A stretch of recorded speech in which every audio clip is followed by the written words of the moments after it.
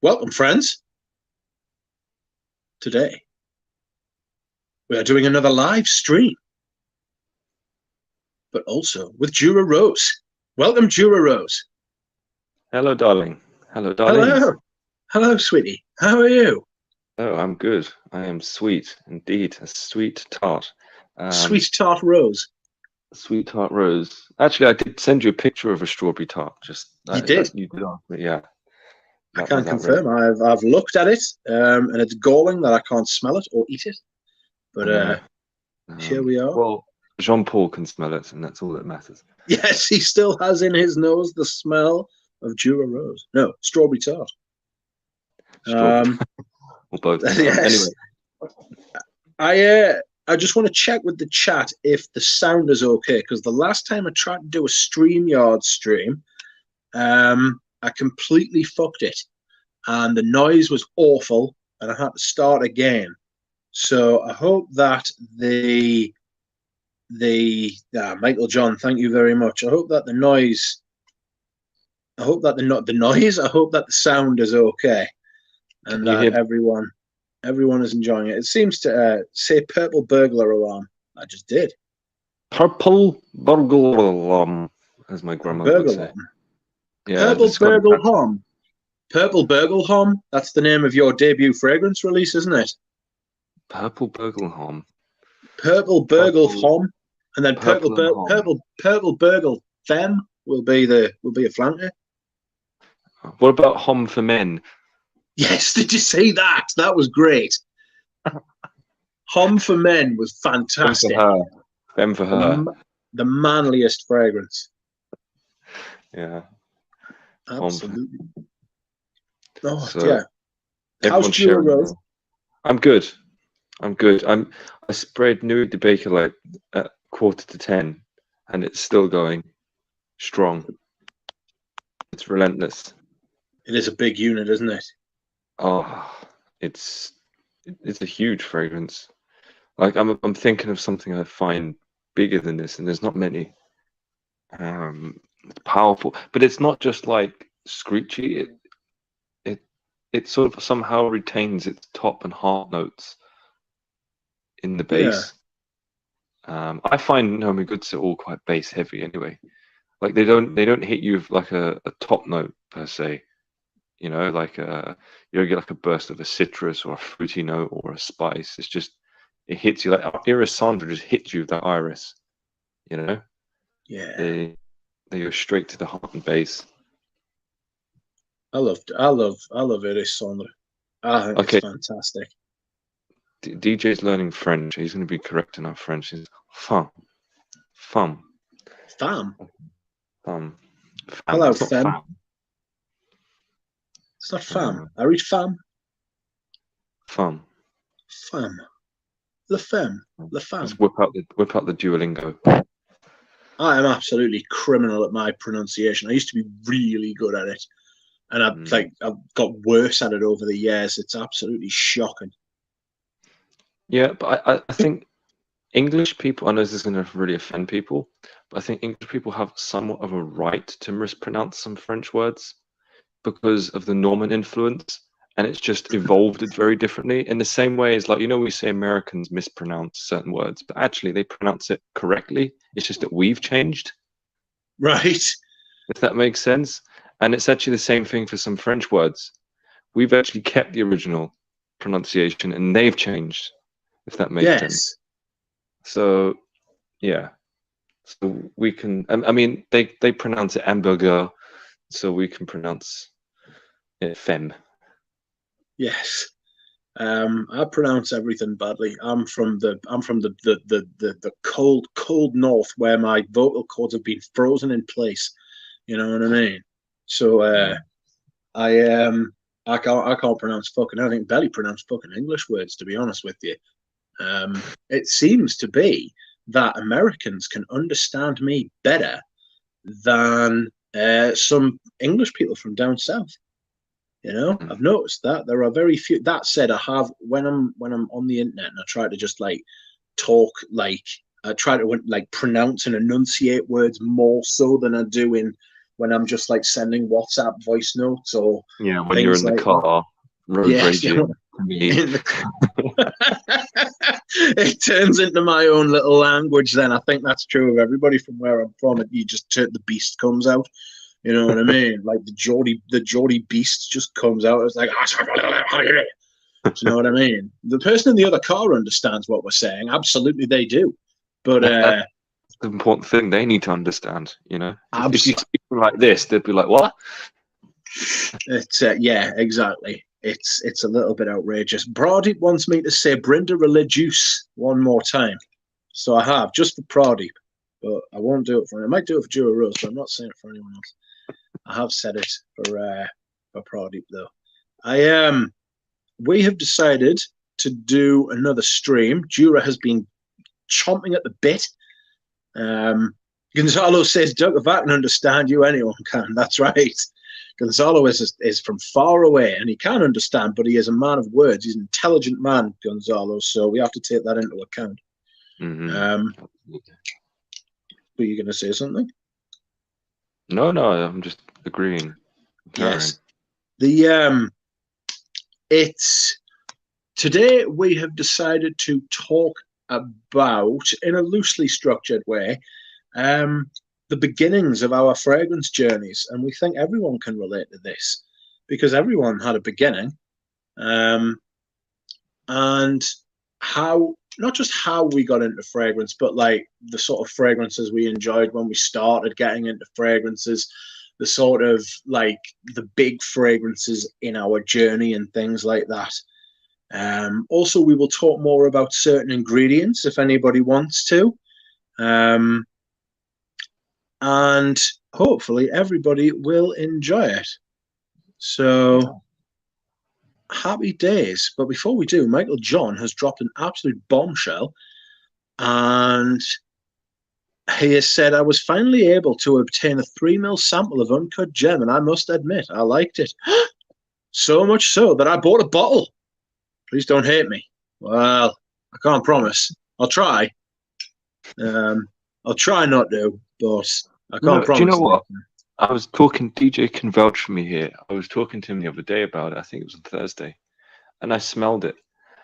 It hasn't got as much amberwood as people would like to think it has. Like, I can think of many fragrances out there, new releases that are much more amberwoody, but don't like, it's not in like, oh, this is an amberwood perfume and an overdose of, you know, certain amberwoods. I mean, it's there, but it's not like, you know, if you smell Enclave by Amouage, or even The Moon or Monsieur, for me, they've got a lot more amberwoods in them than Uncut Gem. If you was to look at the formula, I'd swear there was a lot more in there. So I think there's something for me, Uncut Gem. If I'm being generous and if I'm being honest and not making a scene, then there seems to be like this conflict. There seems to be this conflagration of things I really dislike about perfume, all in Uncut Gem, right? Like everything has come together in that perfume to just like literally when like you spray it, it's like a fucking fist comes out and just slaps me about the head, right? And it's like it's metallic, it's dry, it's modern, it's metallic again. It's got this kind of evil persistence about it. You know? It's got this evil persistence about it. It's a mean perfume. It's got nasty intentions, and it's like I get this kind of like from it. You know what I mean? Like it's kind of like very peculiar noise. Exactly. It's got this kind of peculiarity about it. If you made that noise, I'd swear you're enjoying it. Do you know what it is? It's kind of not like I've got this kind of like it's like oh god, I can't explain to you like the feeling I get. It's like I get this painful fucking headache in the front and the back of my head, and it feels like that perfume is like they're just they've made it just for me, and they've made it just for me because the haters, you know. It's like everything you hate. Yeah. It's like, imagine like somebody who really hates you coming to your funeral just to make sure you're dead. Like, it's got that kind of vibe about it, you know. It's come to gloat. It's a nasty thing. Like, it's dry, woody, ambery, cheap smelling. Like, even though it's not cheap, it's cheap smelling. It feels unfinished. I just don't understand how. Do you know? Sorry. It's Gonzalo mentioned Megamare there, and it's a fragrance I really don't like. I find it obnoxious, if that makes sense. It's obnoxious perfumery for me. Completely, it's like if what I like is white, that is black. You know what I mean? It's like it's completely on the opposite end of the spectrum. Because you think the amberwood in Uncut Gem is bad. Try Megamare. It's an amber extreme overdose to the point where I would happily call that fragrance chemical warfare. Yeah. Because actually, like, if someone sprays it on them, I'm a bit like, oh, because I know that's not coming off for days and that's not coming off their clothes. And I think like there should be a regulation on how much of that stuff you can put in a fragrance, because that can give people headaches. And there are people who get triggered bad headaches, and Megamare is one. And I'm smelling it more and more on the streets. That is concerning me big time, because it's not just not bad perfumery or it smells bad. It's obnoxious. Yes, that's kind of what Uncut Gems like for me. It's an obnoxious motherfucker. It's like it's made to anger. You know what I mean? Like it's made to be very sort of. It's made to be very. What's it doing to me? It's made to be like. It's made to like bully its way into like social situations. You know those people who like you bring in to a party and then they come to the party and as soon as they come in, everyone's like, "Oh no," right? Because they know exactly what those people are like. That they're loud. They know they're going to behave in a not pleasant way. They're going to be they're going to be aggressive. They're going to be loud. They're going to be obnoxious, invasive and obnoxious and corrosive, that kind of thing. And you're just going to sit there and be like, "Oh, you bastard!" And then everybody hates the person who invited them or told them about the party, you know. And then so that's like the person who's like that is the fragrance, and Frederick Malle is the person who brought them to the party. Like I've got like I'm against I'm against it. I'm just not a fan. Yeah.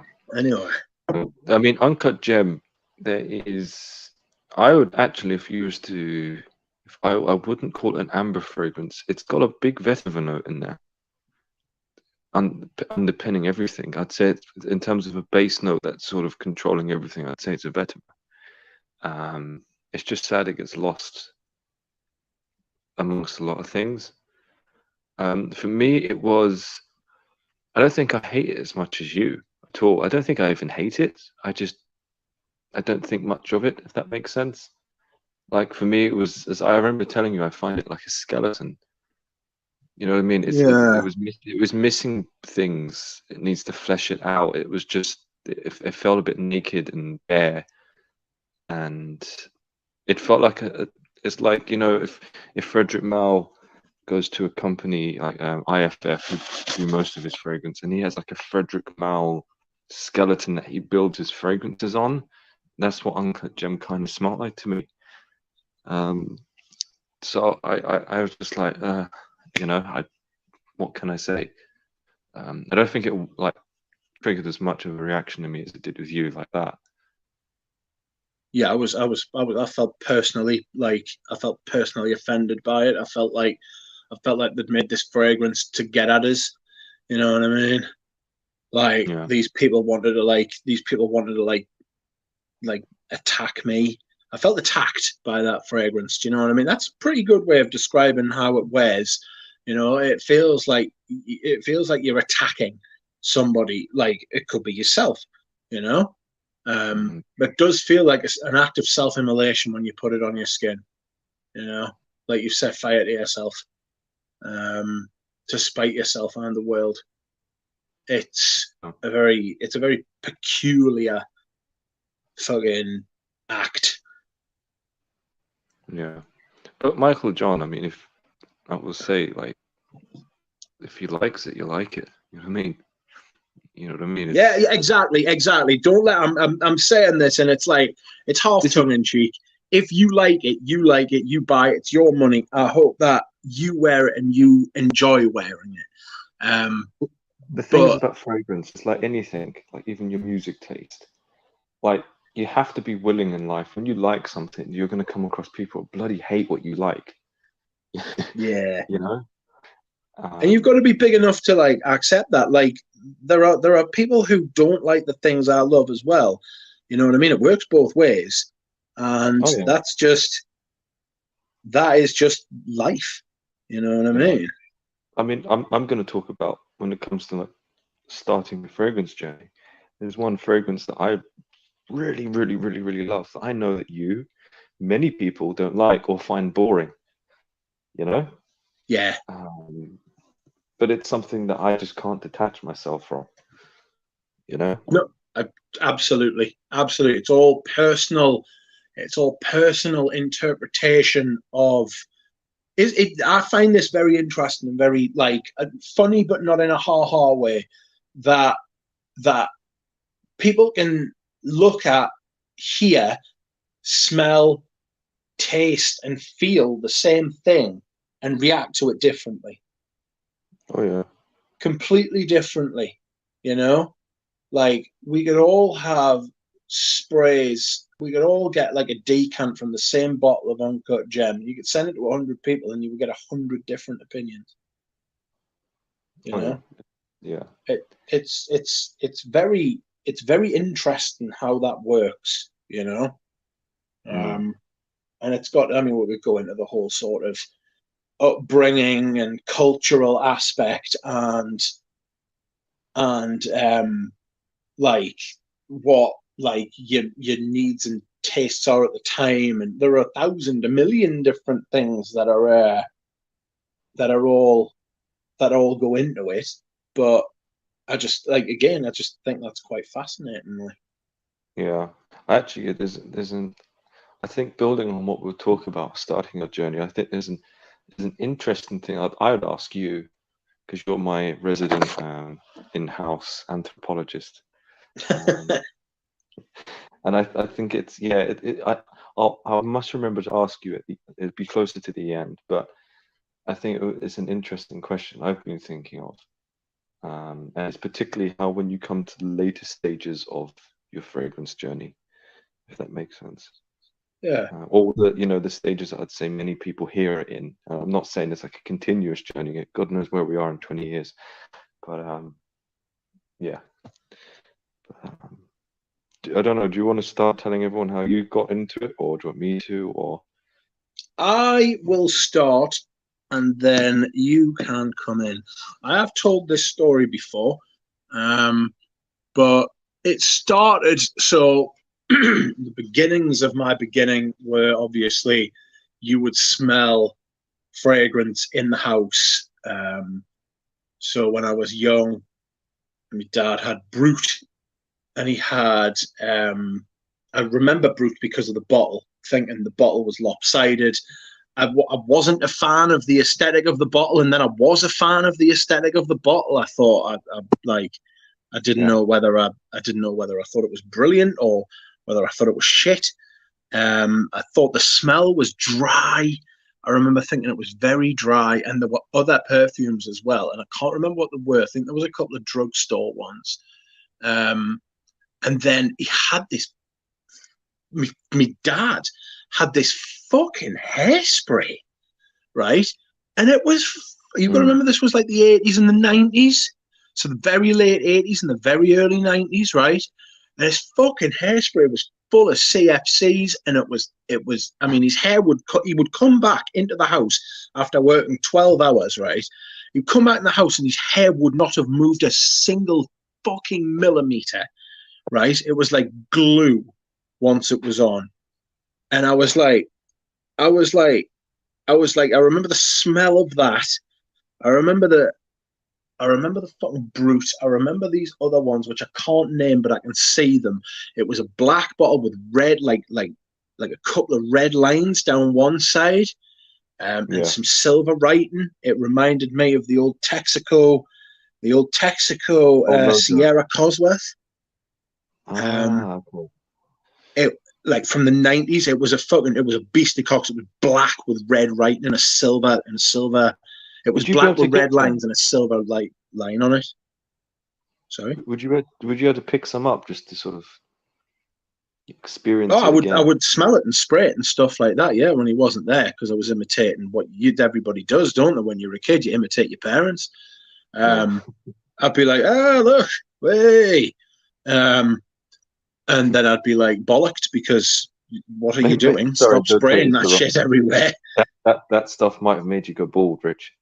Well, do you know what it is, right? I started young with the baldness. Like, I was like 19 when someone first pointed out there was that penalty spot on the back of my head.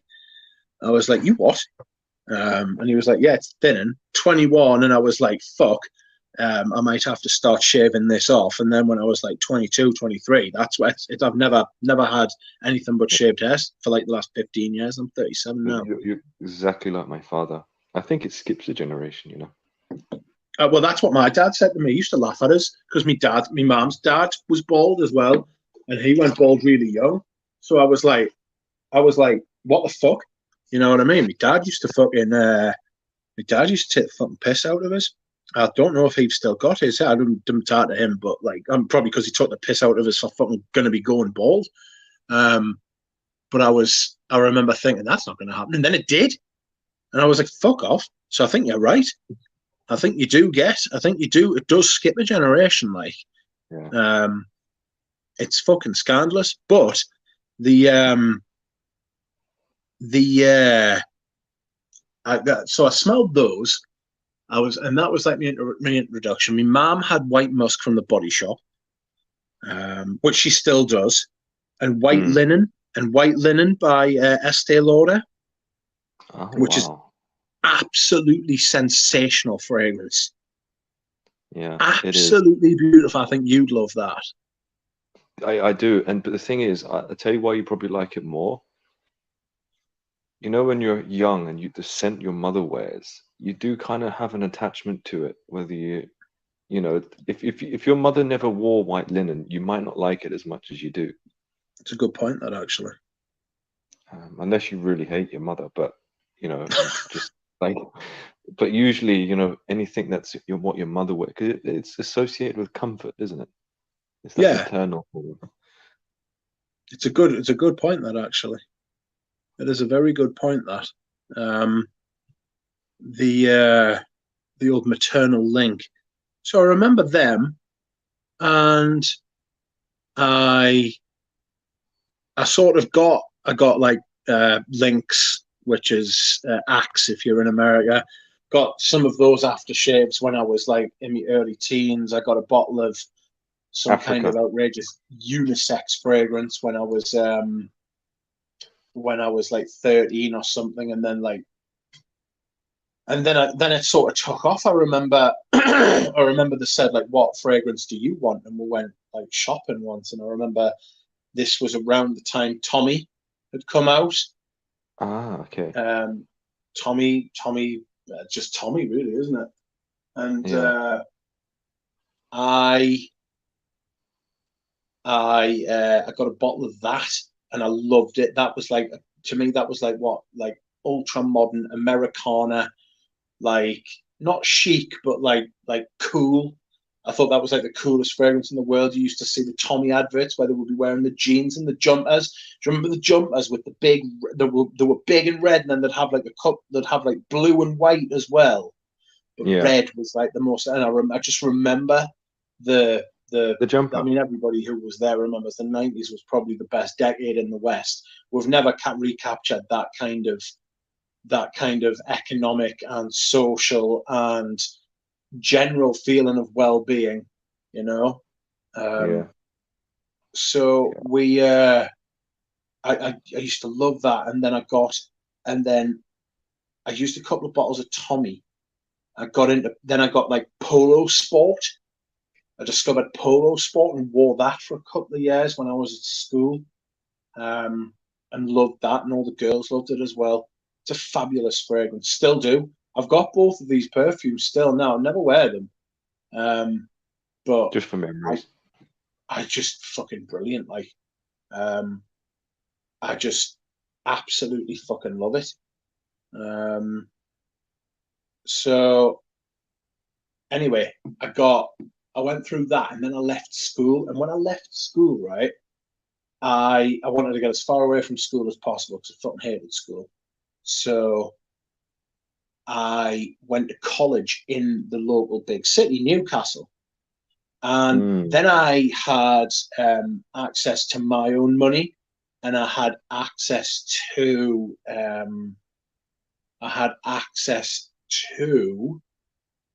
the perfumes in the perfume shop, and like I would go, and I ended up when I was like 16 or 17 building like a collection of like 7 or 8 fragrances.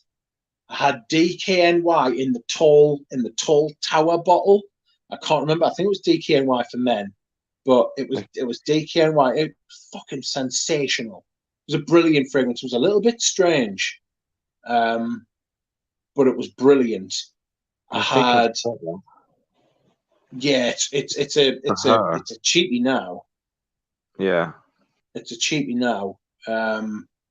But it back in the day, it was fucking brilliant. You could only get it in a splash, and I was fucking furious. I think that's where my hatred of splashes came from, you know? I know. You feel like you're wasting fragrance with a splash a bit. Yeah. Actually, to be honest, I think it is a generational thing because I've seen many older guys, who come in the shop and they will spray the fragrance in their hand and then splash it on their face. Yeah. It's that whole, yeah, it was a completely different sort of reflex fragrance then for men with your splash bottles. Yeah, it was. It was DKNY for men. You didn't used to be able to get it. You didn't used to be able to get it. You didn't used to be able to get a spray bottle, but this one obviously was. No, this one that I'm looking at, they obviously made one later. You know what I mean? Yeah. So I was Wait. wearing that. I discovered fucking Issey Miyake. Me and my sister would get each other perfumes. And I went through life for about the next, I would say for about the next 7, 8 years, just smelling like designer fragrances, loads and loads of designer fragrances. There was a lot more. There was a lot more plurality in the designer world then. And I remember watching videos on YouTube. I remember seeing things on Fragrantica. I remember all of these things. I wasn't too invested in them like I am now, like Fragrantica and Parfumo and YouTube. I wasn't like as invested as I am now in them. But I used to watch videos and stuff, and then I used to see like people talking about. I used to see people talking about houses I'd never heard of, and I used to go to the shops, and you could never find them. Yeah. Yeah. You could never ever find them. So I just didn't bother. And then one day I was in.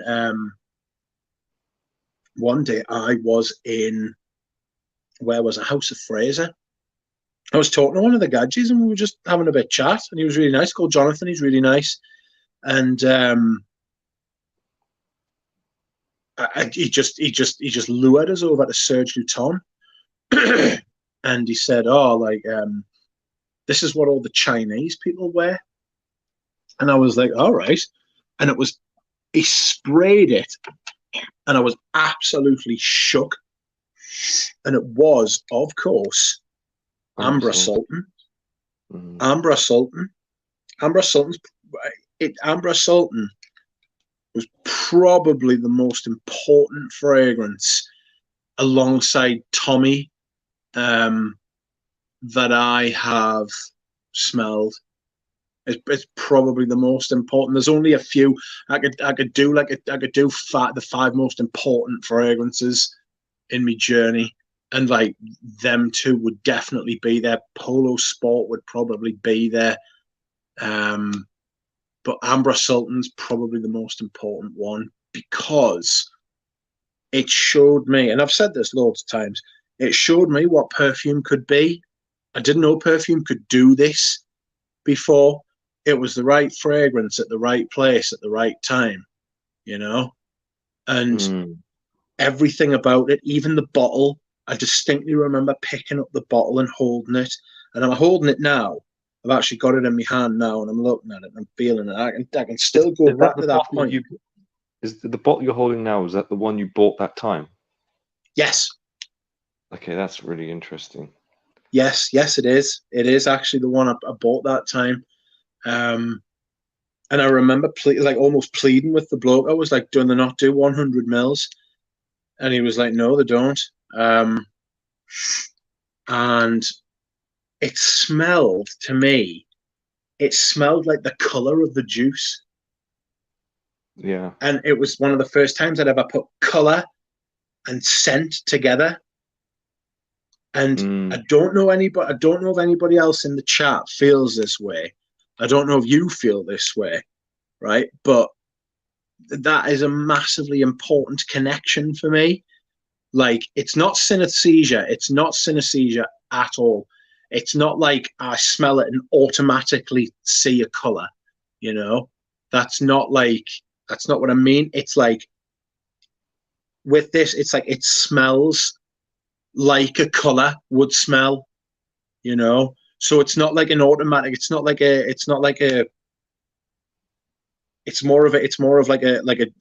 a journey my brain has to make, a very short journey, and it's very instinctive, but it's not reactive. It's not that immediate, you know? Like, I've got to search around for it a little bit. People with synesthesia, they literally just react immediately. And I remember smelling Ambra Sultan and just looking at the bottle while I was smelling it and just thinking, this is perfect. You know, this is absolutely fucking perfect. Was it like the first time that a fragrance has actually sort of got your attention, done something? Like, it's called Ambra Sultan. It had the ambery color, and you looked and you smelled it. You smelled something completely different, but it worked, and you're like, wow. Yes and no. So I had felt strong feelings about perfume before, but I was an adult now. Do you know what I mean? Like, it made sense. Like, I could work it out. Before, I just had these kind of visceral feelings where I would just be like, wow, and it was like almost too much, you know? Yeah. Whereas with Ambra Sultan, like, it clicked on, like, it wasn't just like an emotional and like a reactive level, like an instinctual level. It was like I got the intellectual level of it as well. Yeah. You know, like, it was extremely, like, I was on a high from Ambra Sultan for months, you know, absolute months. I sprayed it on a woolly jumper, which I now don't do. I don't spray my clothes anymore. But I sprayed it on a woolly jumper, and it stayed on that woolly jumper for fucking months. And I remember as well, it smelled really good for the whole time it was on there. You know, it was just the base of Ambra Sultan, but it was but it still smelled fucking great. You know, this has got a lot of labdanum in it, and I don't really care for labdanum, right? But this is the Yeah, fragrance that kind of like it's the exception that proves the rule. yeah, but if you smell Amber Sultan today after where you've gone to, do you think you'd like it as much? Like, is it because you know, The you context. yeah, it was a different context. I think you might be right, and I think that it was the right fragrance at the right place at the right time, and the timing was very important as well. Um, I was looking around. I was looking for something at the time, you know. Um, I was looking for something at the time, and it was it was just there. It just came to us. You know what I mean? It felt like it found me, and it was great. It was like it was a revelation. It was revelatory, you know. Yeah. Um, and I loved it. I still do. You know, I should wear it more because I've got loads of backups of it. So I Will, think I'm gonna. will Sorry. you keep will you keep that original bottle though? Absolutely. Just for the This bottle I will keep. The other ones that I go through, I will probably just hoy out. But this one I will keep. Um, as it's like it's ground zero. You know what I yeah. mean? It's not quite ground zero, but it's like if I mean I know Oppenheimer got released yesterday. If Tommy Hilfiger, if Tommy for Men was like Trinity, if it was like the atomic bomb, the first atomic bomb, like Ambrose Sultan was the first hydrogen bomb. You know what I mean? It was just like it was just more. You know, there was everything about it. I got the intellectual capacity. I got the intellectual side of it. I got the emotional side of it. I got like the qualitative side of it. It smelled better, you know. It smelled higher quality. It was like everything about it was absolutely perfect. I've had other fragrances that have done that Mm. since then. Or done similar things, maybe not to that extent, but um, it's it has it has remained in my memory about Yeah. what fragrance can do and what they do, you know, Yeah. what fragrance and perfumers are capable of. Um, It's it's interesting that you know it was Christopher Sheldrake, wasn't it, Amber Sultan?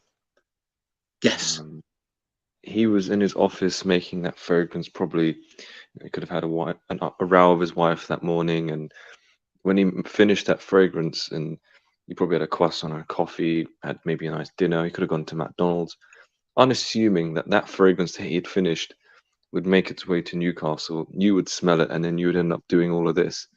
You know, yes, it's crazy how one thing can lead yeah. to another.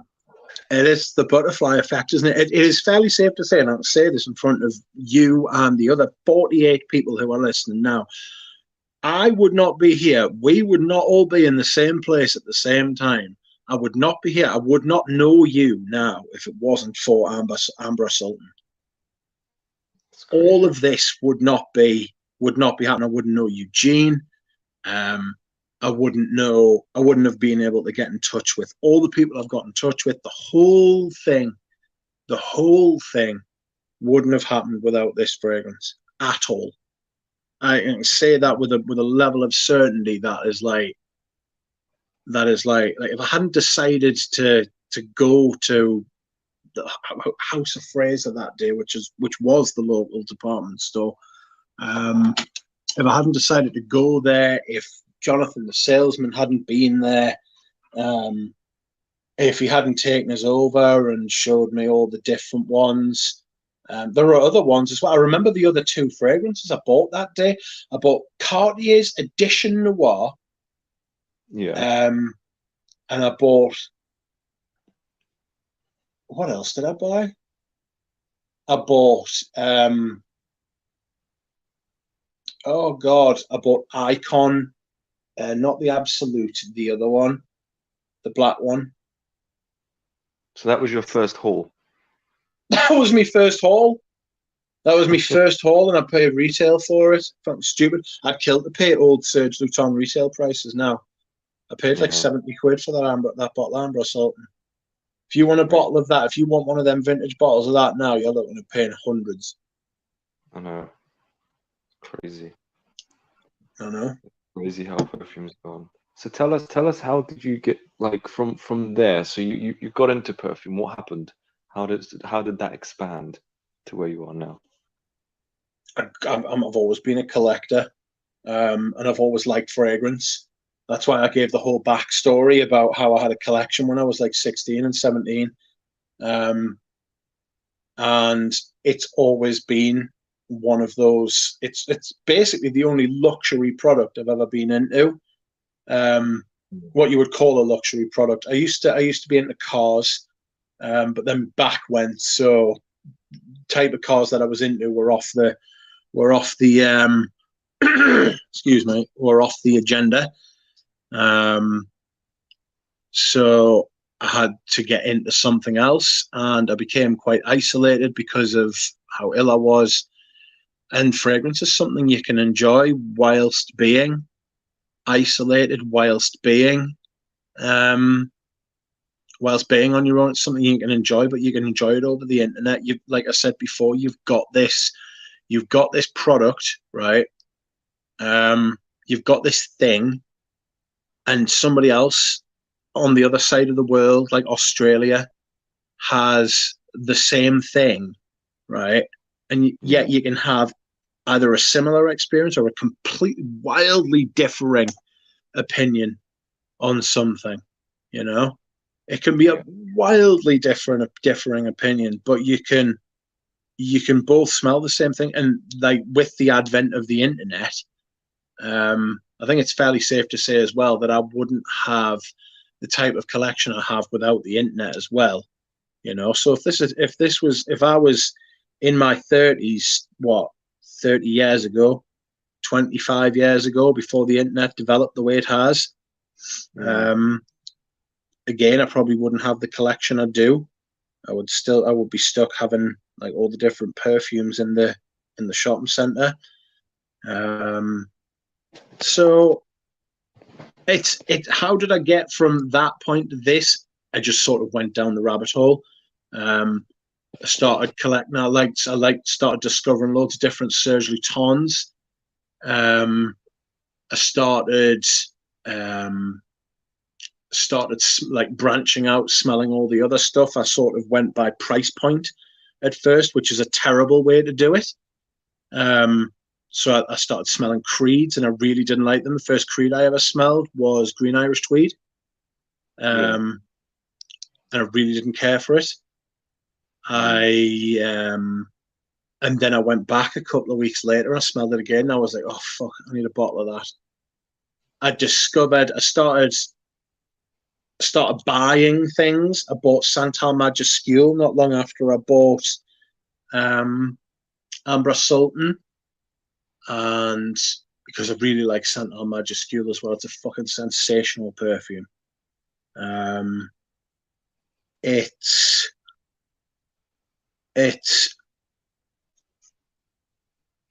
got to the point where I was like, I'm going to go on the internet and see if I can find these any cheaper, because I heard people talking about discounters on YouTube. YouTube has definitely been the site, the place where I have been most influenced by like the internet. You know, what specific YouTubers? Robes Away would be probably the biggest as far as my collection's concerned. Certainly at the beginning, he expanded me into certain niche brands like Tower, Redolescence at the beginning, before whatever happened to Stephen happened to him.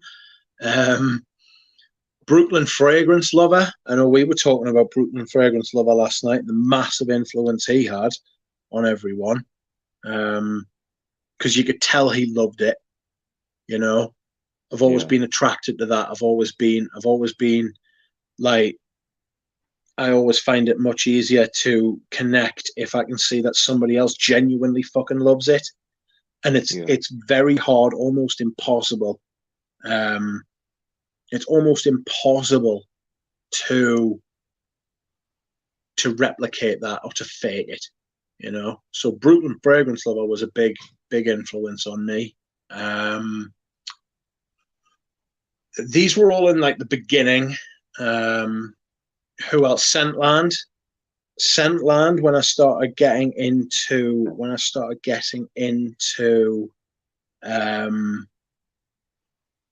vintages, he would be talking about things that I could remember smelling a long time ago, because he quite likes an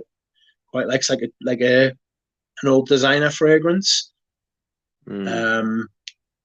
That's how I started. Mr. Smelly, I used to watch a lot of Mr. Smelly before, again, whatever happened to him happened to him.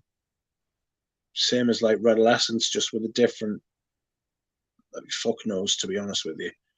I used to watch him. He had a massive influence. I bought my first ever vintage fragrance off him, which was Paco Rabanne Pour Homme, which was about 5 or 6 years ago now.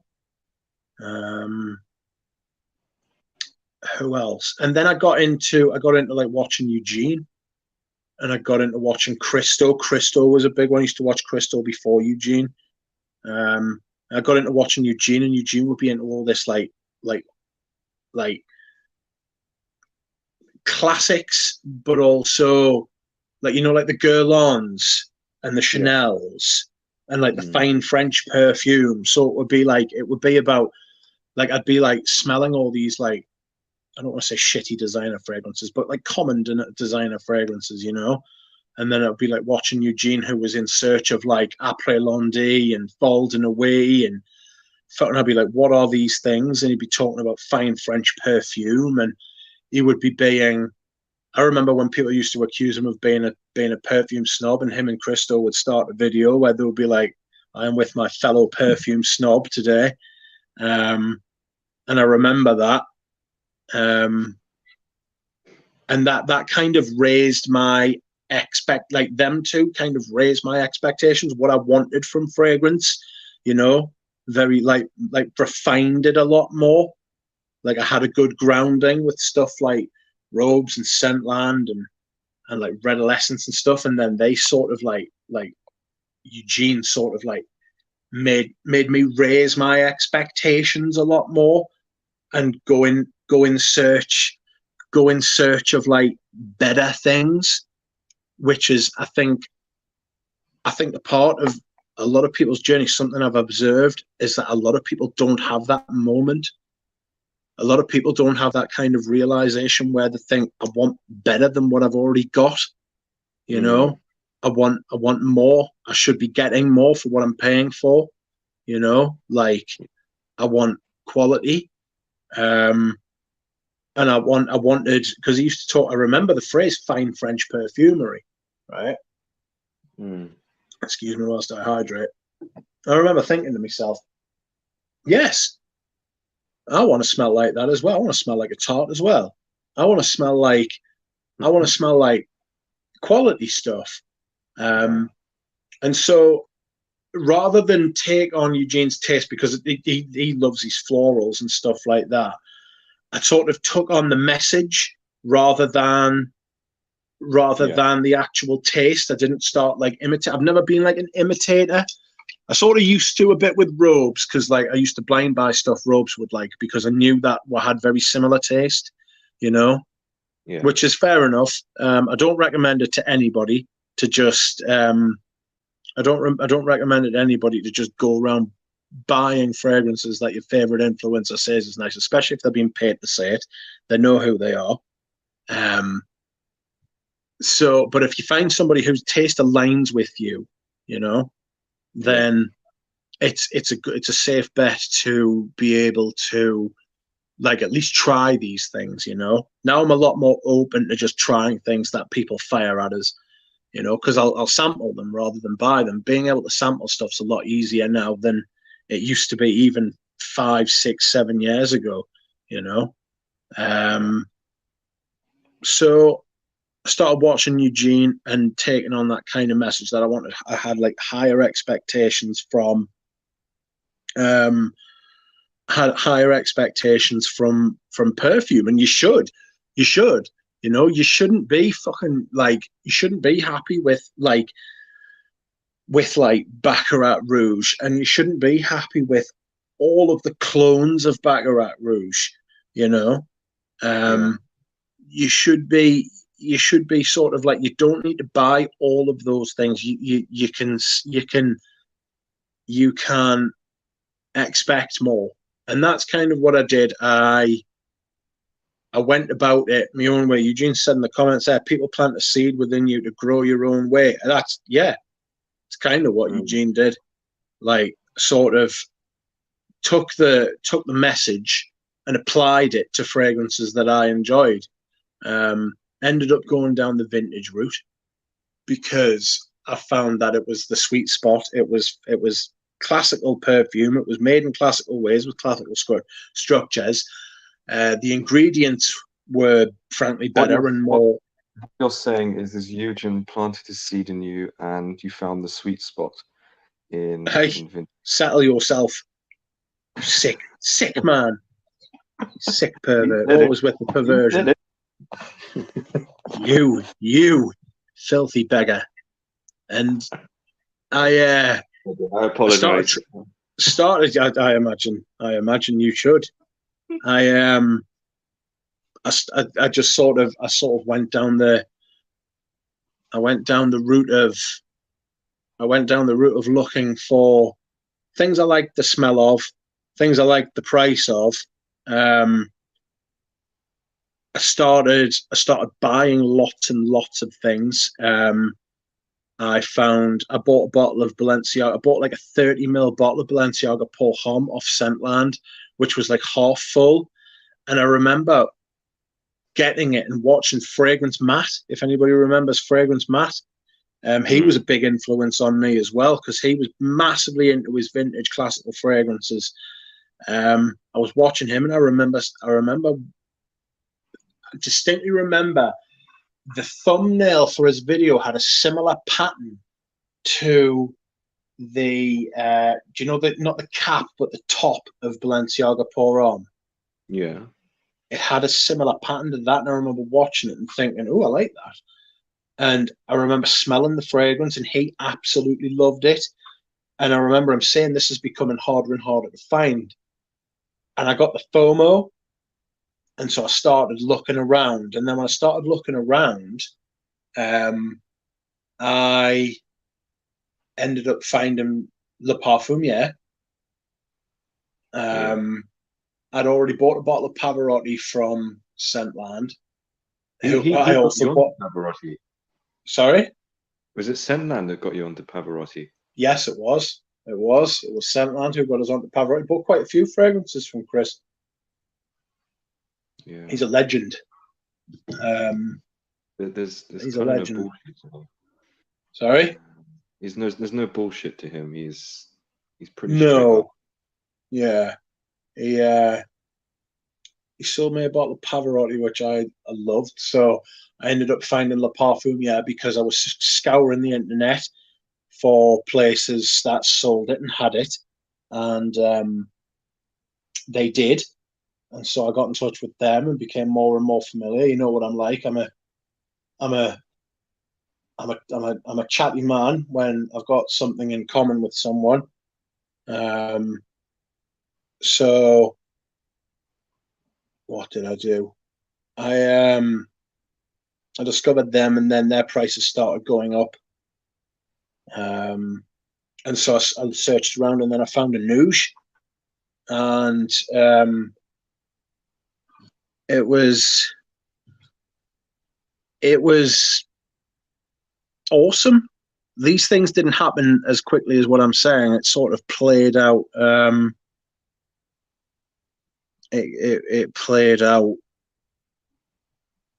It played out in real time. And then I started chronicling the adventures. People kept telling us to start a channel because I was always in the comments. I was in the comments of everybody's video. You know what I mean? I was everywhere. And on Eugene's live streams as well. I think it was the first time I heard your voice. Yes. Yes. It was. I decided to go on a live stream. I don't know what possessed us. That's another turning point moment. I wouldn't be here now if I hadn't decided to go on one of Eugene's live streams. You know what I mean? Yeah. Absolute madness. Just did something very strange. Totally out of character, because usually I was pretty sure people used to tell us I had something like 150 subscribers before I ever made a video, because people knew who I was. You know what I mean? Like, and then one day I just thought, fuck it, and literally did the whole YouTube thing. Yeah, Eugene's right. Rich said he was only coming on for a minute, and look where we are now. It's literally one of those turning points, like a sliding doors moment. You know what I mean? Yeah. It's total sliding doors moment. Could have just as easily not done it, and we wouldn't be here now. So I'm very thankful for that. Like Eugene was streaming all the time when the pandemic was on. Me and Eugene were on all the time. It was like every night. You know what I mean? Yeah. 2020, 2021. It was Class A entertainment. That it was Class A. It was and then I started getting treatment for my ailment. So I started getting treatment for my ailment, which meant that I couldn't stay up past like fucking 10 o'clock at night because I was falling asleep. And that's kind of why I couldn't stream anymore with Eugene, because he would get in from work and it would be like would start at 10 o'clock our time and it was too late. But I do miss them days. Like, I do miss doing that, like streaming at them hours. The time I stream at now was perfect for me. If it had been 10 years ago, I used to stay up until like 4 o'clock in the morning my time. So I'd have been streaming then. You know what I mean? Yeah. But it's crazy. Jonathan says I bullied him into making a channel. I did a bit. I'm not proud of it. I am proud of it. I'm glad I bullied him into making a channel. It's a good channel. I hope he makes more videos. I should bully him into making more videos. So that's like a shortened version. I mean, it's taken us 45 minutes to explain, but that's kind of like a shortened version of how I got to where I am. You know what I mean? And it's just sort of snowballed. I think it's nice to reflect on how you got to where you are. I mean, in private, you could probably expand on how your tastes should change and everything, but it's interesting how what starts it, these turning points, the people, the things that happen, the people you meet, the perfumes you smell, and how it really sort of directs you. In a way, we're almost helpless when things like that happen, because it just sort of, it's almost like your life's laid out before you when you look back, Yeah. At the moment, it doesn't feel that way. Yeah. Do you want to make? You said about an hour in, you might want to make a cup of tea. Do you want to make a cup of tea? No, I'm fine.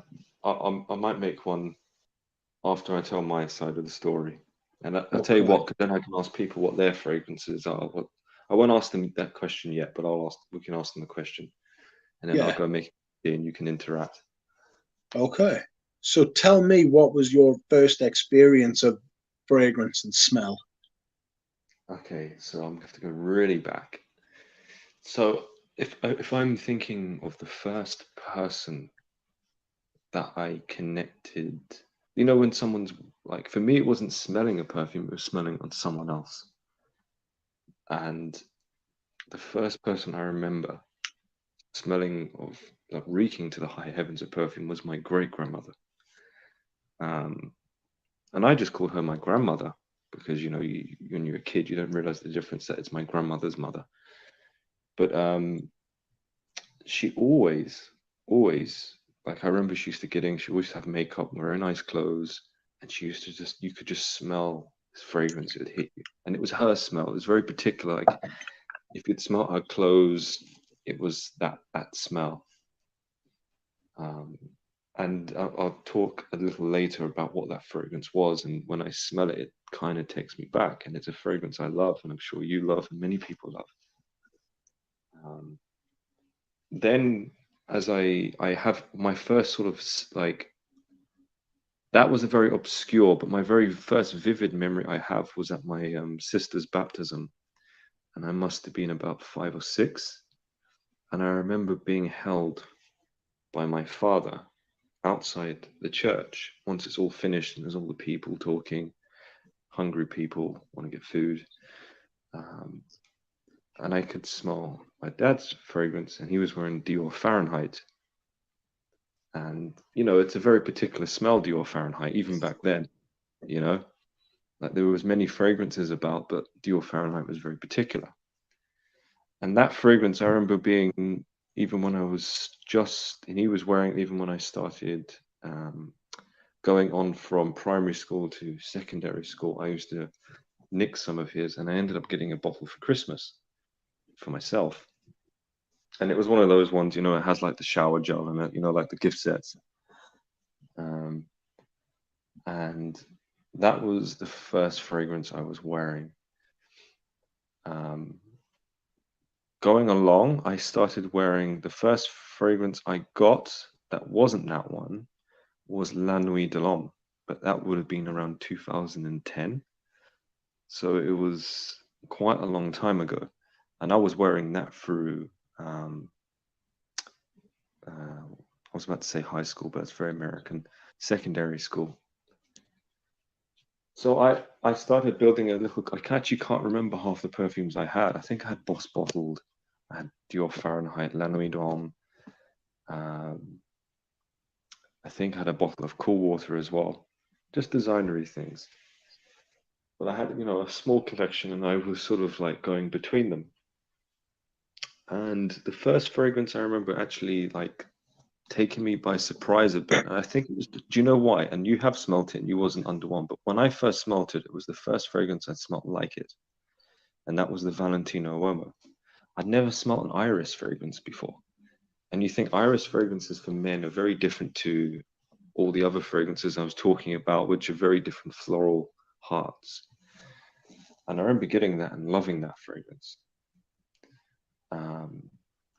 And then scroll on a couple of years to about 5 or 6 years ago, I, for the first time, smelt.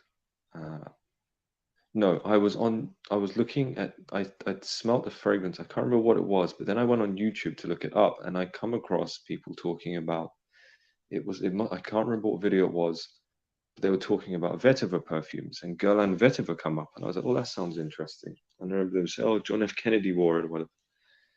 So I ordered a bottle, blind bought it, 200 ml online of Guerlain vetiver.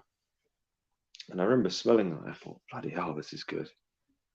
Like, this is seriously good. And then I went down a rabbit hole of Guerlain perfumes.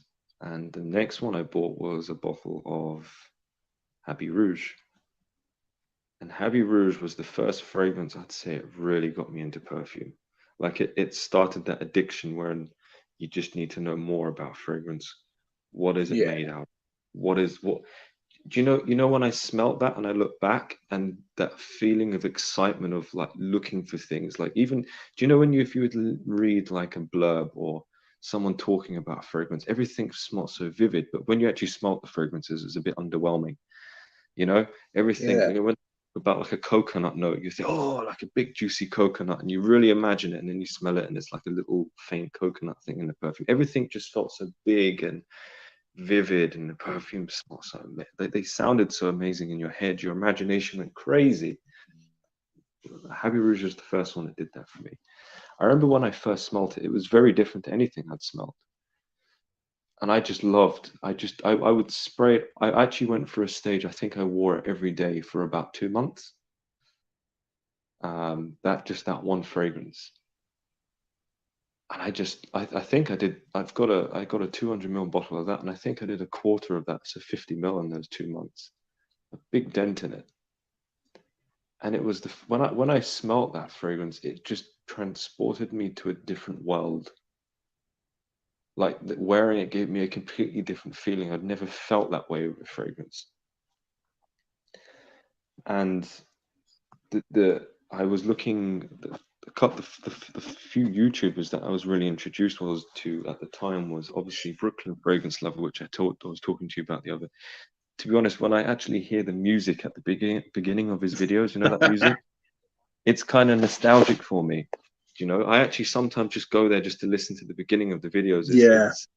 There was a feeling of excitement when you're first getting into perfume that it's like it's not there anymore, if that makes sense. I still love perfume and I'm passionate in a different way, but that feeling was very particular to the beginning of, you know, that moment when you smell like that fragrance that changes your mind and you just want to go and explore, you know, every avenue that you can. And I remember his videos. To be honest, I don't think I really took much notice of half the perfumes he was talking about. I was Yeah. just transfixed. It was the And passion. then And it's like what I was saying. It's like you can tell he loved it, you know, and you oh could tell it was the same for me with like Robes and Eugene, and it was the same with like Scentland, and like you can tell, and Sebastian as well.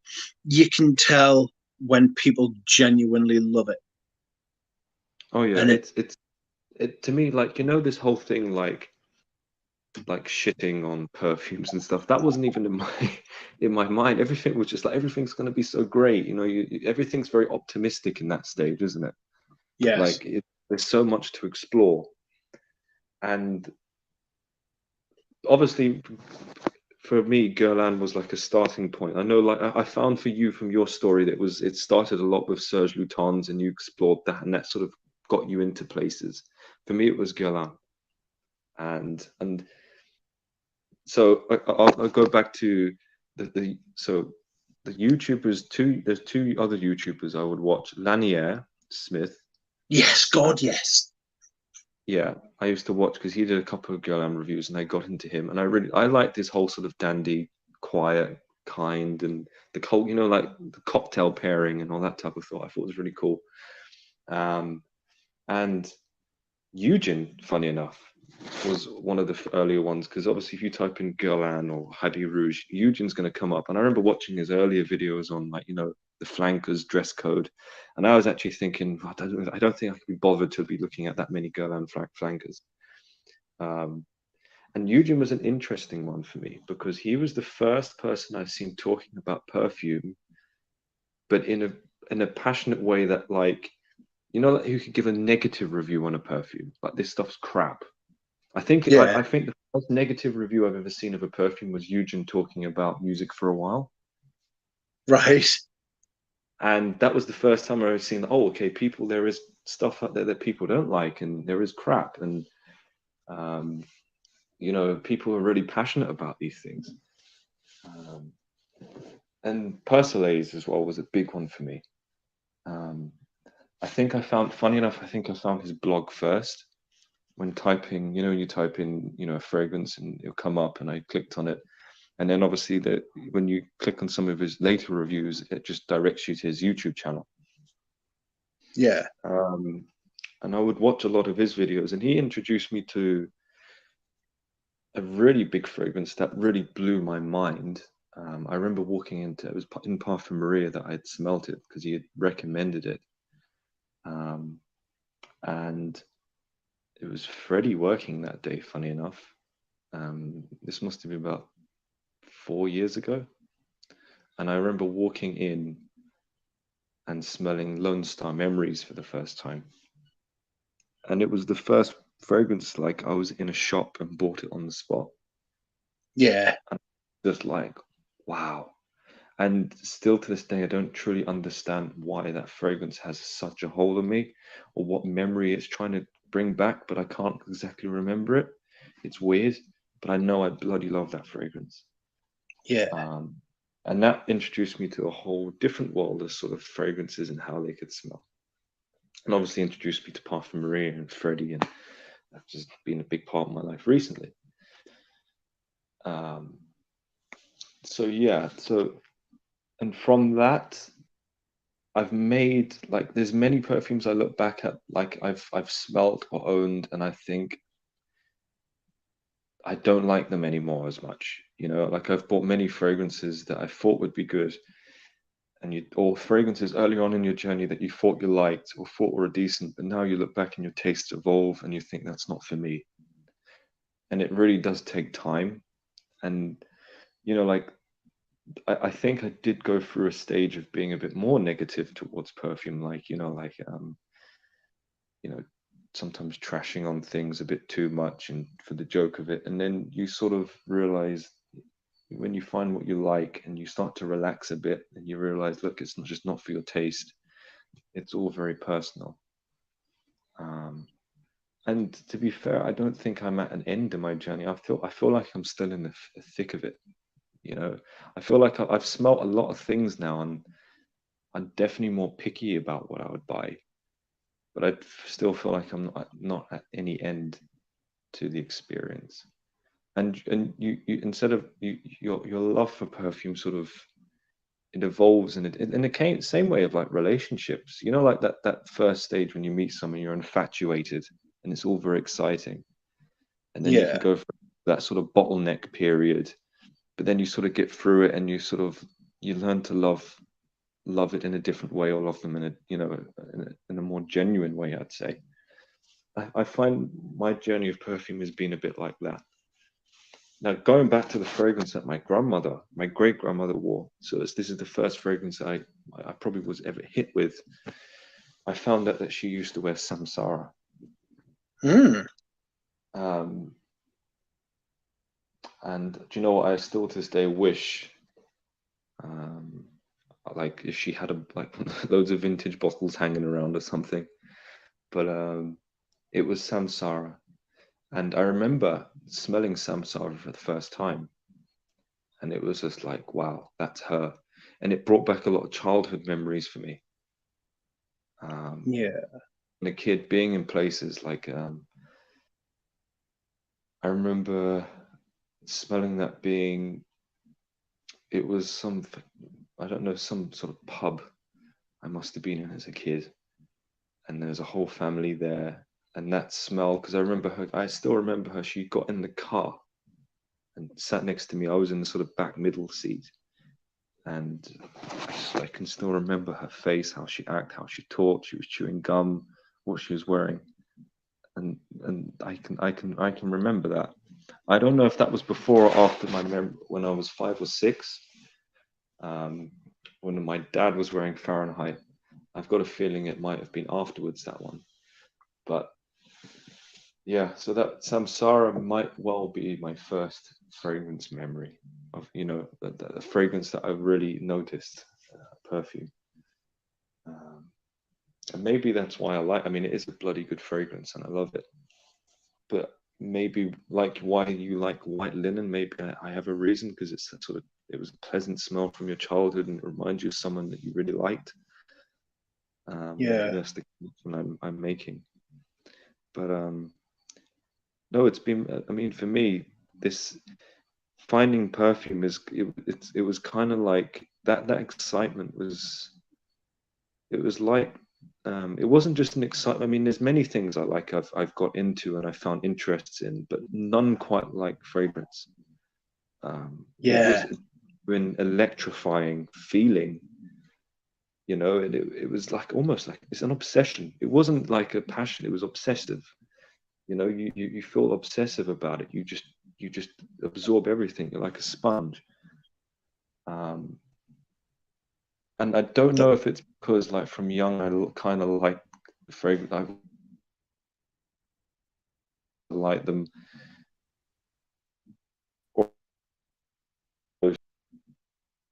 Breaking up a little bit, Jura. Sorry? Hello? Hello? Hello? Can you hear me? I can hear you now. Oh, sorry, did I disappear? You did a little bit. I'm not ghosting you, don't worry. What did you miss? Got to the point where it was obsession. Yeah, it was obsession. And I kind of found my home, you know, and I feel comfortable in perfume, talking about perfume, working in perfume. Like I like it. I love it. I enjoy it. It's, you know, I wouldn't change it for the world. And for me, it's had a big impact on my life. In many ways, it's had a lot of knock-on effects in my life. That if I didn't get so involved in perfume, there's a lot of friends I wouldn't have met my partner. First of all, I wouldn't have. I'd probably be doing a job that I hate. Well, not that, yeah, probably hate. I wouldn't have met many friends. I think my life would be drastically different. And it's crazy how like a hobby can change you that way. Yeah. And I don't look at it, I look at every part of my journey as important. Every fragrance, even if I look back, I think, well, would I buy that again? No, but it still taught me something, you know. So yeah, that's mine's even shorter than yours, but that's a very condensed backstory of how I got involved. And actually, just one last bit, I'd say in terms of vintage perfumery or discontinued perfumery, you were the one that introduced me to that. Absolutely. I didn't even think it was a sort of rabbit hole I'd ever go down or explore. And it's crazy how the first time I ever got to speak to you was on Eugen's stream. It was before Christmas. I think it was, can you remember when it was? Was it 2021? Oh, pass. Oh, no. I think it was. It was about 2021, 20. Yeah, it would be 20, late 2022, late 2021. Yeah, and I remember, and I happened to be having a really bad day that day. And I remember Eugen was, because he was live streaming a lot at that point with you. Almost like every couple of days, if I remember correctly. He kept saying like, "Oh, Jura Rose, you're very vocal. We could get on stream, man." And Denby as well. I remember he kept saying, and I was that day. I just thought, you know what? I need a distraction. I'm just going to click on and go on there.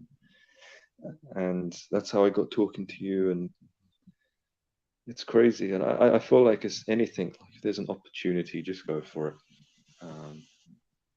You have to. That's one of them sliding door moments as well, isn't it? Yeah. Yeah. Like if you hadn't had a bad day, we wouldn't be here. A bad day. At the time, I wasn't thankful, but I'm thankful. Like so, yeah. That's a lesson, life lesson, people.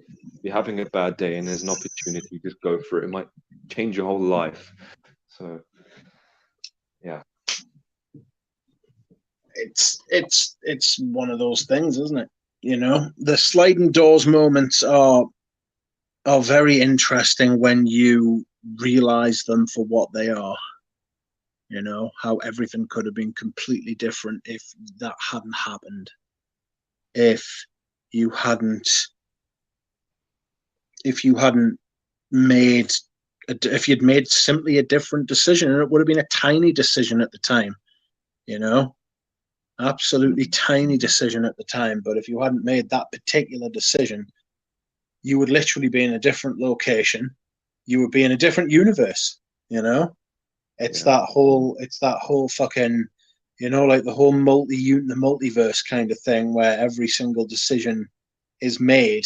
It's just you follow one sort of path. You know what I mean? Yeah. It's very, very interesting. But yes, I hope my story is more boring than yours, but that is my story and how I don't think your story's boring. It's not boring. It's hard to go back over like it's hard to go back over the exact sort of moments and stuff, because I remember that I'd been not rehearsing it, but I'd been like thinking about it for quite a while, because you'd suggested this topic. You'd suggested this topic like a while back. You know what I mean? And I'd been thinking about it since then for when you were going to hop on again. So Yeah. that's when I think maybe this is a good time to ask people what their first, what would people say was their gateway drug fragrance, the sort of the one that just sent them down this spiraling rabbit hole of perfume. And I would agree. Yeah, it would be. I'd be interested to see what the chat said. What was the name of the like? What was the perfume that sort of? For me, it was Amber Sultan, because of the mass effect it had, for the effect it had on, like, literally when I realized what perfume could be and do, you know. and funny enough, for me it was Happy Rouge, but when I spray that fragrance, I don't actually get that feeling again of how I was feeling when I smelled that and that excitement, but it gives me just a little bit of that feeling. Yeah. You know, when I wear that, I know, and maybe it's a very personal fragrance for me, but when I wear that, it gives me that sort of the bit of the butterflies in the stomach, that sort of that excitement of, you know, when you click on YouTube and BFL music's come up and you're, ooh. I can't describe how exciting his music was for me. Okay, it was. I actually might set it as my ringtone or something. Yes. See Rest if you can rip it. Yeah. I imagine Carlos had it as his ringtone. You know, I imagine Carlos had that as his ringtone. I mean, if he didn't, he should have. But I remember him talking about it, and he recorded the woman singing in his car, right, on his mobile phone. She sang that, and then he put the music over it or under it.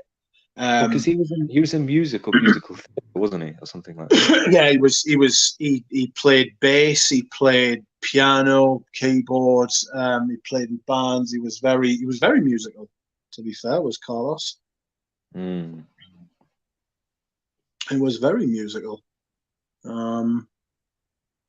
So that was, Carlos was a massive sort of like influence as well. I can't remember. I'd be interested to ask him, you know, the fragrance that actually did that for like a lot of the influencers, you know, like the actual influencers, not the people who are like using perfume as a gimmick now. But like, I'd be interested to know, like, a lot of people, like, I've seen a couple of people in the chat who have said it was their disdain or dislike for a fragrance that actually pushed them into the hobby. Do you know what I mean? Yeah. So like this kind of this visceral. I know Manly Sense said that it was his intense hatred for 1 million in 2008, and I mean 1 million will give you a kick, you know. 1 million will kick you right in the ghoulies and make you want to do something. You know what I mean? Yeah. It's said it was Antaeus which he had hated. Yeah, he hated Antaeus, and it's sort of like it drove him to be like, "What the hell is this? And why do I hate it so much?" You know what I mean? Panda Fragrance says, hard to say which drove my perfume hobby, but I'd say likely Jubilation 25. But Lamal around 2000 was more the gateway drug. Yeah, I think Lamal did that. See, Lamal, for me, I never liked Lamal. I never liked 1 million. Those fragrances were just like, I knew what I didn't want. Oh, you know what I mean? I remember smelling 1 million when it came out, and I thought, my God, this is a sweet headache. Even then, I didn't like sweet fragrances. Yeah, it's funny how it's like me. It's like me when I was younger. I knew why. I knew that I didn't like something. I just didn't know why. You know, I couldn't get the intellectual side of it. Like you can't like intellectualize fragrance when you're not into it that much. You can't extrapolate. You can't articulate, like, and you can't even figure it out. So you can't begin to articulate. You know what I mean? Because you're not entirely sure in and of yourself. Yeah, So I will say there's, I mean, for me as well, like there was one particular, I got to know a perfumer called Harry Sherwood. Some people might know him. He's done some perfumes for many brands, and he was the one that introduced me to the materials. He was a really nice guy. But I remember he was saying to me, he says, look, because I was really into perfume collecting, and he said, you once you start smelling materials, you will start to lose a bit of the magic in perfume. And I exactly know what he means now. You know, I kind of envy my old self when I would smell something and that ignorance of what you're smelling is almost magical. But when you get to smell materials, it sort of it you lose that, if that makes sense. And I think that's part of, for me, it's I've had to sort of change how I view perfume a lot, and my relationship has changed with it a lot. Um, but he was definitely right, and I know that's why you said that you're scared to smell materials because I have sent you some, but yeah, you kind of don't want to. And do you know what? I would actually, as much as I want you to smell some, I'd actually understand why you wouldn't want to because it your perceptions will change a bit, and when you look a collector and you're a hobbyist, I don't think there's any point smelling materials. It would just lose the magic for you. Um, yeah. if you want to actually get into making this stuff, you know, don't. Um, No, I think that's right. I think that you can. It's like filmmakers who go to see films. They're like, "Oh, that was a really good shot," or "That was a really good cut," or "That was a really." It's just like I like that. I like that kind of. So I know they say ignorance is bliss, but it's like I like that kind of being taken on a journey. Me and Richie G were talking about Grand Theft Auto, and he always said that he didn't like Grand Theft Auto, right? And he didn't know why. He said that he should like it, but he didn't. And then he texted me a couple of days ago and said that he was really enjoying Grand Theft Auto at the minute. And he said he'd figured out why. And I said, why? And he said, because it was the first time he'd ever played one and not used cheat codes. And I was like, yeah, huh. I was like, yes. I was like, I never use cheat codes. Like I just never do. And it's sort of cheat codes give you that kind of insight, that kind of like behind the magic curtain sort of thing, you know, like it shows you how things are done. yeah, There can be like magic in that, absolutely. You know, if you're like a mechanic, yeah, it's good to know how things work. But if you're not a mechanic, you just get in your car and drive it. You know, yeah, um, like I've been driving for 20 years, and I'm still not entirely sure how certain parts of the car work. You know, um, yeah, and it's like you have to step back and take it as a whole. Like art critics, you know, you can appreciate things in a completely different way when you know how they work, right? But it's harder to mm, appreciate that thing as a whole when you know how it works. yeah, yeah. It's like I remember there's was it Diego Velasquez? There was a painter, I think it was Velasquez, and what he did is, um, and George Seurat did this as well, where they would use lots of tiny brush strokes to build an effect, and if you stood right up next to you couldn't see the whole picture because of you couldn't see the forest for the trees, and you literally there comes a point as you're walking away from it, walking backwards, where it comes into focus, and you can then see how everything it works together to build the whole. But if you stand up close to it, if you get too close to it, you lose that focus. Literally, Yeah, it's like it's a trick of the eye, and it's the same thing I think with perfumery. If you get too close to it, then you will lose your appreciation for the whole.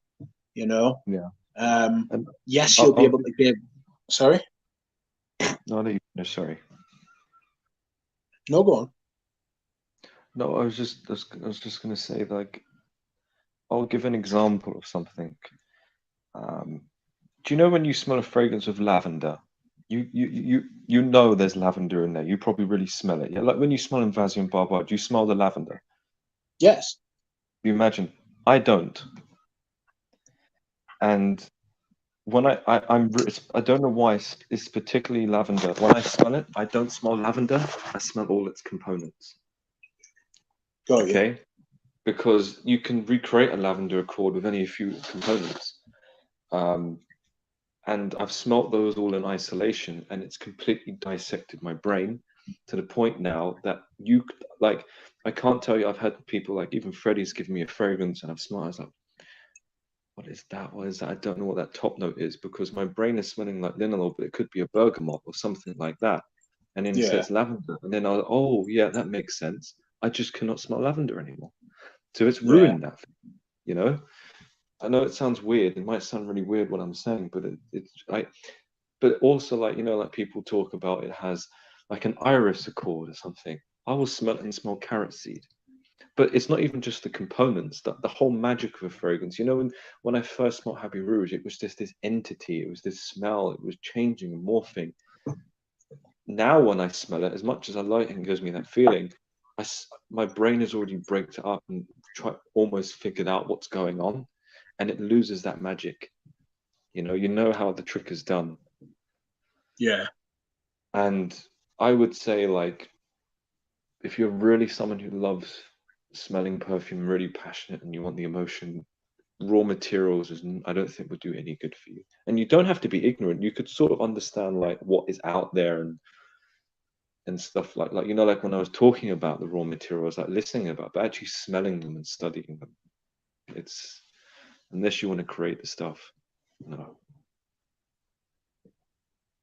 No. I wanted to I wanted to go up to one comment that I don't want to miss it, because I think it's really important for you. When we was talking about what the gateway drug for a fragrance was, Joe mentioned Shiseido Feminité de Bois, which was gifted by you. Yes. So you've had an influence on Joe getting into perfume. I have. I sent her the vintage Feminité de Bois. I've sent her loads of stuff just because I know she's keen and she enjoys it, and I like being on this side of the I don't want to say this side of the fence, but like I like being on this in this place now where it's not that I enjoy the influence or the power. It's the ability to like expand. You know what I mean? Like to like show people or like signpost people. Do you know what I mean? Like, oh, look over here. Like you've been looking over here, but now look over this way instead. You know, like I like showing people things that they haven't seen before. You know, it's very rewarding. You know what I mean? Yeah. It's very rewarding to like introduce somebody to something that they actually love. And it's also quite rewarding to introduce people to something that they actually don't love. Like I sent the Anna's Warikina fragrances to like the sample set to Fliss from Les Odorants, and she sent them back. She fucking hates them. She sent them back. She sent them back. She's like, nah. She's like, no, that was a very naughty thing to do. She was like, they are fucking awful. And I was like, the most offensive part of the Anna's Weekenders is the price. You know what I mean? They are. Like, how expensive are they again? 15 mil. It's like 140 quid for 15 ml. Ooh. 1.5. Oh, that's a lot. 1.5, not 50. 1.5. Yeah, that's not cheap. That is offensive. That's what it is. That is genuinely offensive. Yeah. So if you want to extrapolate that, you're talking like 300. You're talking what, 300, 400 quid for 50 ml, 800 quid a bottle. bollocks. Yeah, it's a lot. That is a lot. Absolutely fucking scandalous. So I'm gonna try and foist them onto someone else. I might send them to I might try and send them to Houdini or to Ben and Les The whole Odorant. Les Odorant thing. Go on. Yeah, just pass them around. You know what I mean? Like some fucking nasty. It's the nasty. Oh, poor Anna. I was just going to go through some because I don't want to feel anyone like they're left out because they did tell us what their gateway fragrance is and we can give a quick reaction if you want. Michael Harness was for men. Yes, nice I'm aware that he loves that. We've mentioned Manly and You smells good. Who else have we got? So I'm just going. No, Dusan was born in the same year as Kurosas and Teos. I don't know if that's your gateway drug though. J-Rod, I think, mentioned Aventus. I mean, I think that was a big one for many people, actually, funny enough, when it came out. Yeah. I think even a lot of people got into it, people that, you know, I think I know quite a few people who got into fragrance because of Aventus, to be fair. Yes. It's a big hook for people.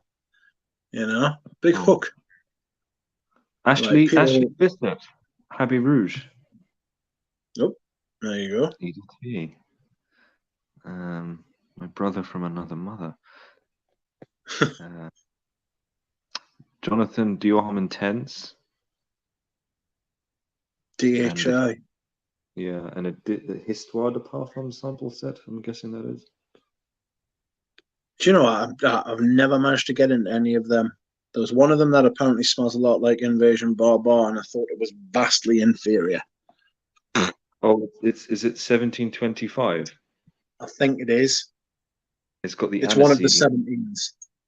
Yeah, it's 1725, I think. 1899 is very similar to Spice Bomb. 1740, I think, might be their better one, but you have to like Immortel. It's like a leathery Immortel. DJ, it was a Dior Privé, which name I didn't know right. To the face. From there, I started exploring, went down every rabbit hole and settled where I am now.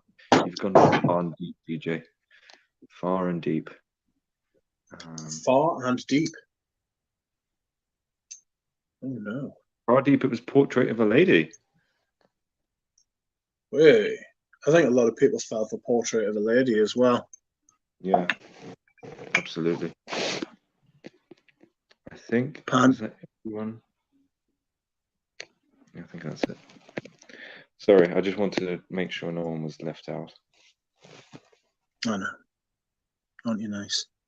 Yeah, that's the caring tart I am.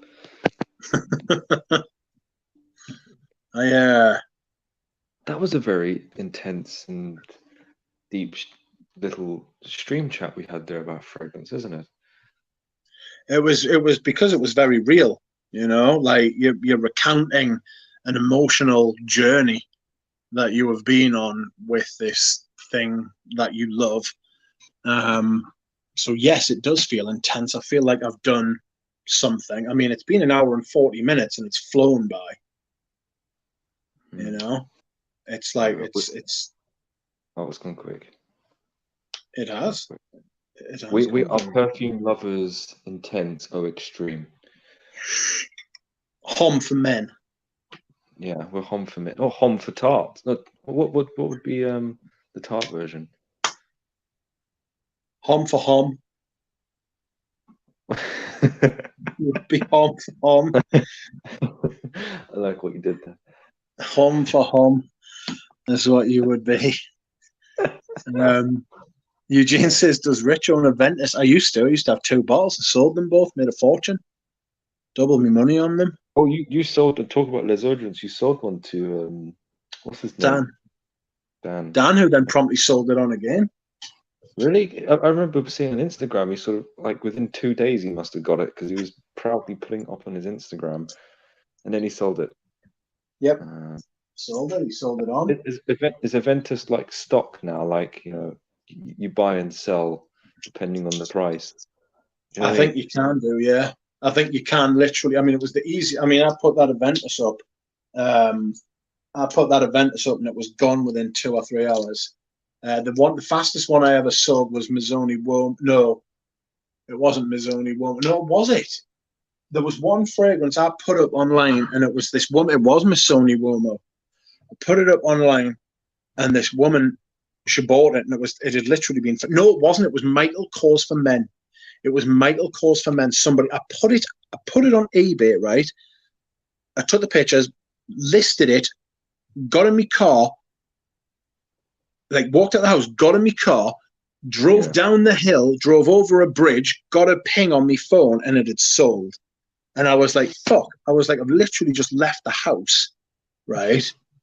I was like, this is a fucking nightmare. Like, I would have to go back and fucking get it to post it, and that's what I did. There was another thing that sold within about half an hour, and it was Missoni Womo to a woman, and she wanted to buy it because it was her late husband's fragrance. Do you know? Actually, that is there was a lady come. Bless her, she's really nice. Her husband had bought her a bottle of Peche Cardinal from MDCI, and she fell in love with it. And he passed away, and it was for her birthday, and he bought it just before. And she still comes back in loyal to that scent, you know, because I think it's like it shows you how powerful like something like a perfume can be. She really holds on to it. Like I don't know if imagine if that was the sort of gateway drug for her, like that what Umbra Sultan was to you or Happy Rouge, but someone very close to you gives that to you and then they're gone. You must hold on to that like a lot. Sorry, that was a bit sad, but yeah, I can understand why that woman would absolutely buy a fragrance like that, you know? Especially have an emotional attachment to someone. No, I get you. If somebody bought me a fragrance like that, I'd either be scared to wear it ever again, or I'd wear it all the time. Yeah. You know, I'd be scared to approach it. And it's just how I think about it. You know what I mean? Just one of those. Scale 101 says Gateway was very Valentino back in the 90s. I'm actually selling that. It's quite nice. It's quite nice. It's in a little flat, squat, square bottle. Where is it? Where are you? You should be up here. Whoops. There it is. It's in a very strange bottle. Almost oblong, but it's not bad. I mean, it's not bad at all. It's actually quite a nice 90s designer fragrance. Lavendery, smooth, creamy, that kind of thing, you know? Yeah. But I just saw that and I thought, I've got that. And welcome to Scale 101. I have not seen you here before. It's, yes, welcome. The Tuscan leather, Ashley Bissett says, was the gateway. But you know, that's a fragrance I know a lot of people respect, but it's never one that's ever gripped me. And isn't it crazy? I know I'm in a minority there.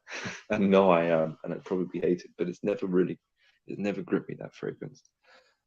I wanted it to do more, but it just didn't do it for me. I find it tough to wear. I find it really difficult to wear. I feel like I'm never dressed. I'm never dressed properly for it. You know, I'm never dressed properly for it. You know how we said we were going to talk about some ingredients? We'll talk about some ingredients now. What is it that gives that ashy kind of like ashtray vibe that's in Tuscan leather? That's in Tuscan leather. I don't know. I can't remember how Tuscan leather smells, but I'll give you a couple of materials that give like an ashtray vibe.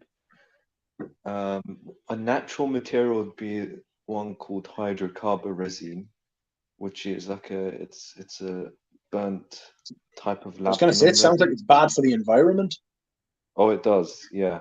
It's like something that's floating on the seas that we need to try and get rid of, you know. Hydrocarboresin, it's basically torched labdanum, And when you smell it, it smells very much of like an old church wooden pews that have soaked in all that incense smoke. It's very dry and smoky and ashy. Another one is a woody amber called, it's not cheap. It's called Nolimbinol. Yes. There's lots of that in things like it gives this sort of ashiness to Interlude Man. It gives a slight ashiness in some of the desert gems in Frederick Mile.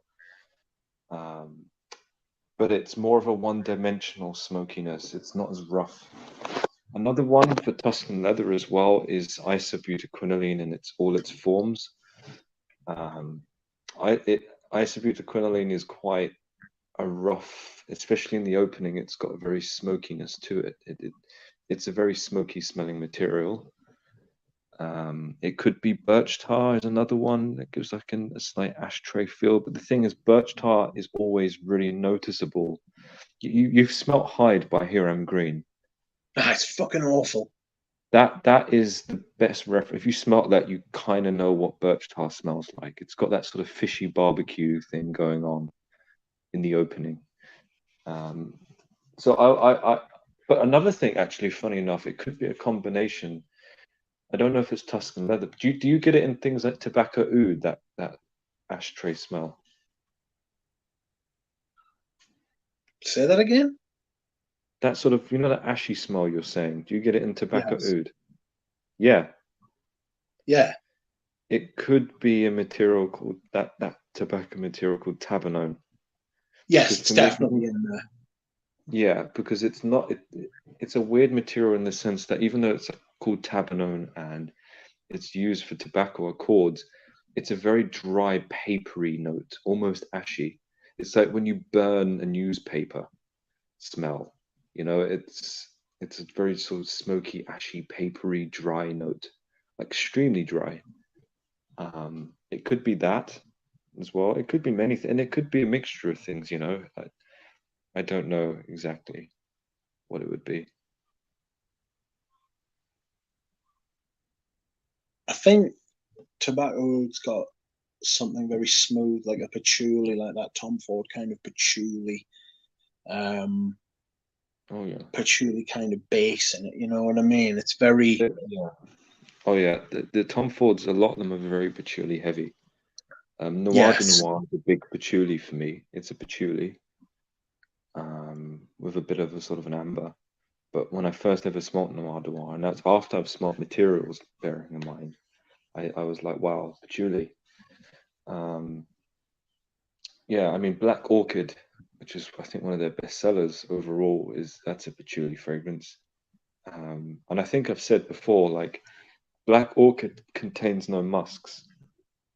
And the reason is the perfumer didn't want to. He found that when he added musks to the formulation, it flattened it too much because he put so much patchouli in that. And patchouli is like it's not prohibited; you can put as much as you want. And he put so much patchouli in there that it almost behaved like a musk, if that makes sense. It had like almost that sort of fixative effect. Like musks do this thing where they sort of just blanket everything. It just wraps around everything, and the patchouli and Black Orchid does that. It permeates every note, every bit of that fragrance. So putting a musk in there was just redundant. So Tom Ford, yeah, he's big on his patchouli. It like patchouli absolute gorgeous, but it's never worth the prices. It's never worth the prices that they ask for.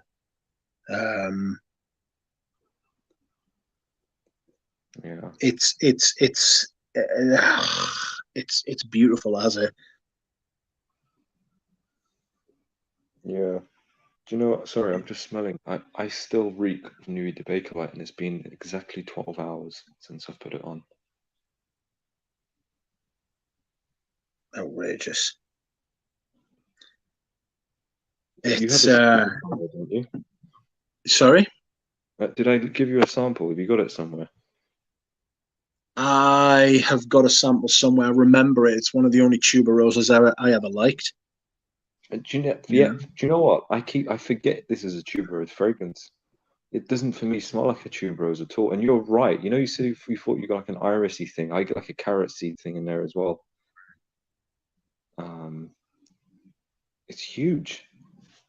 Like this is Well, powerful. I've got Bois de Cease. I've got Bois de Cease and Iris Sandra. The horsey one I had to get rid of out my sight because it was just too fucking. It was, I don't know what it was. It was just too horsey. Had that kind of weird saffroline thing going on as well, which was fucking just bah.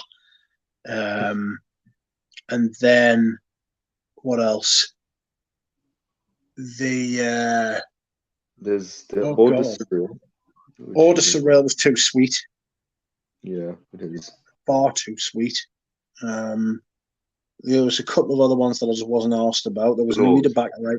Sorry, Queer Velours is the last one. yeah, Valeurs. Are they bringing out any more? No, I mean, when was the last one she brought out was Corpus Equus, I think. About a year or Horrible 2 years. horse. But she doesn't seem to be releasing loads and loads of scents, which is Fair. nice. I think it's a really Yes. good like niche house. I really do think she's really good. Um, and she is kind of doing her own thing, which I respect. Yeah. No, I I would respect. recommend I anyone. respect the fact that she's doing her own thing as well. Yeah, I would recommend anyone who hasn't tried them in the chat to try and seek them out and give them a sniff. Um, they are good. Mm.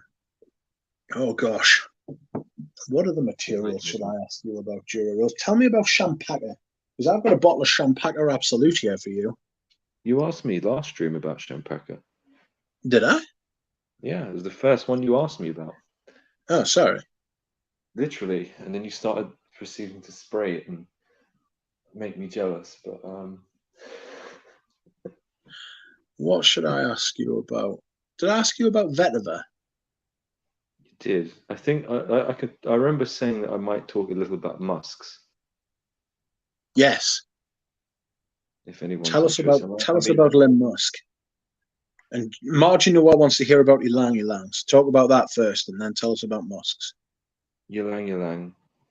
Ylang Ylang is probably Margie. If you like 80s women's fragrances, you like Ylang Ylang. Okay, so all those big like Poison, the top note, all of them is Ylang Ylang. Ylang Ylang is one of the it's a floral note that can really dominate the top.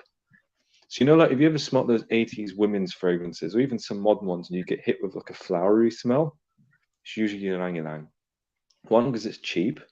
Two, because it's Ylang Ylang is kind of like a Swiss Army knife floral that you can keep it as ylang ylang. You can make it a bit more green if you add some cis-3 hexanol, and it can go in like a galbanum direction. You could even make it. Well, it's very popular for jasmine accords. So if a fragrance has like a jasmine smell but hasn't got real jasmine in it, they're using ylang ylang because one, it's like 4 times cheaper, but also you just add a couple of the synthetics like benzyl acetate, which is one of the oldest synthetics in perfumery. It goes back to the 19th century and it smells like bananas. It occurs naturally in jasmine. When you add that to your ylang ylang, it sort of tricks your brain into thinking it's jasmine now. Ylang ylang, it's a bit confusing. I forget. There's different forms. It's usually termed 1, 2, 3. All I know is I used number 3, but I forget what the difference is in terms of the essential oils. You can get Ylang Ylang Absolute, and Ylang Ylang Absolute it's not viscous at all. It's a very light green, pale color, and it's really powerful. But it's not really used as much because Ylang Ylang's not usually a heart note. They usually more go for it being a top note. So for me, Ylang Ylang's more of a top note floral. It's very popular in Chanel, in the Chanel Accord. The Chanel floral accord is rose, iris, jasmine, and ylang ylang, and orange blossom. But ylang ylang is in a lot of Chanel fragrances. Yeah, that's me being very quick about this. Yes. It's Ylang is I get a What do you? banana-y kind of vibe from it. I get a creamy kind of vibe from it, but the fragrance I've smelled it most in is Samsara. Oh yeah, yeah, absolutely. Yeah, Samsara is full of ylang ylang and jasmine. And ylang ylang has this weird cooling quality to it as well. I mean, raw. Yeah, like an ice cream kind of thing. It's not even like ice cream. It's almost like spearmint in terms of its coolness. You know, have you ever had like a mint chewing gum, and then you drink water, Yes. and it has that coolness. It has that. So, and I know people think banana-y. It has got that banana-y aspect, but it's also very cool and very powerful. It's also very restricted. I'd say in terms of like, jasmine. It's. I don't think. I think I forgot what the restriction ylang ylang is. It's either a little less or the same. But when using jasmine, the restrictions aren't that bad in terms of IFRA or EU or California restrictions. Like you'll never really need that much jasmine. But ylang is you wish you could use a little bit more of it, if that makes sense. Um, but yeah, it's also quite restricted, but it is quite powerful, so you don't have to use too much. Um, it goes great with citrus because of that cooling effect. That's why it's a great top note, like with bergamot, mandarin, bitter orange, even lime, lemon. Ylang ylang goes amazing. Um, and usually, if you want to do anything really floral, you put ylang ylang in it. Even if it's a small amount, because it really fleshes out things. Adds volume to it and backbone. Um, Hello.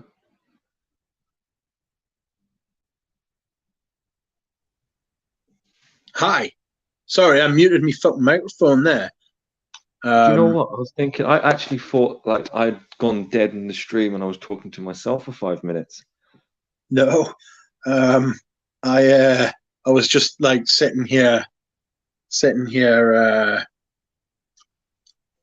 like nodding and agreeing with you. I was like, yep, absolutely. You can And disagree. and and and Oh, I was just like, oh, hello. yeah. I'll talk about musks quickly. Do Angelica first. Angelica Bob, now. yeah, Angelica now. Uh, Bob is Angelica. going absolutely mental and threatening to blow off his friends. Do you know I don't use Angelica. It's a material I want to get into more. Um, I think it's Angelica seed oil that you use.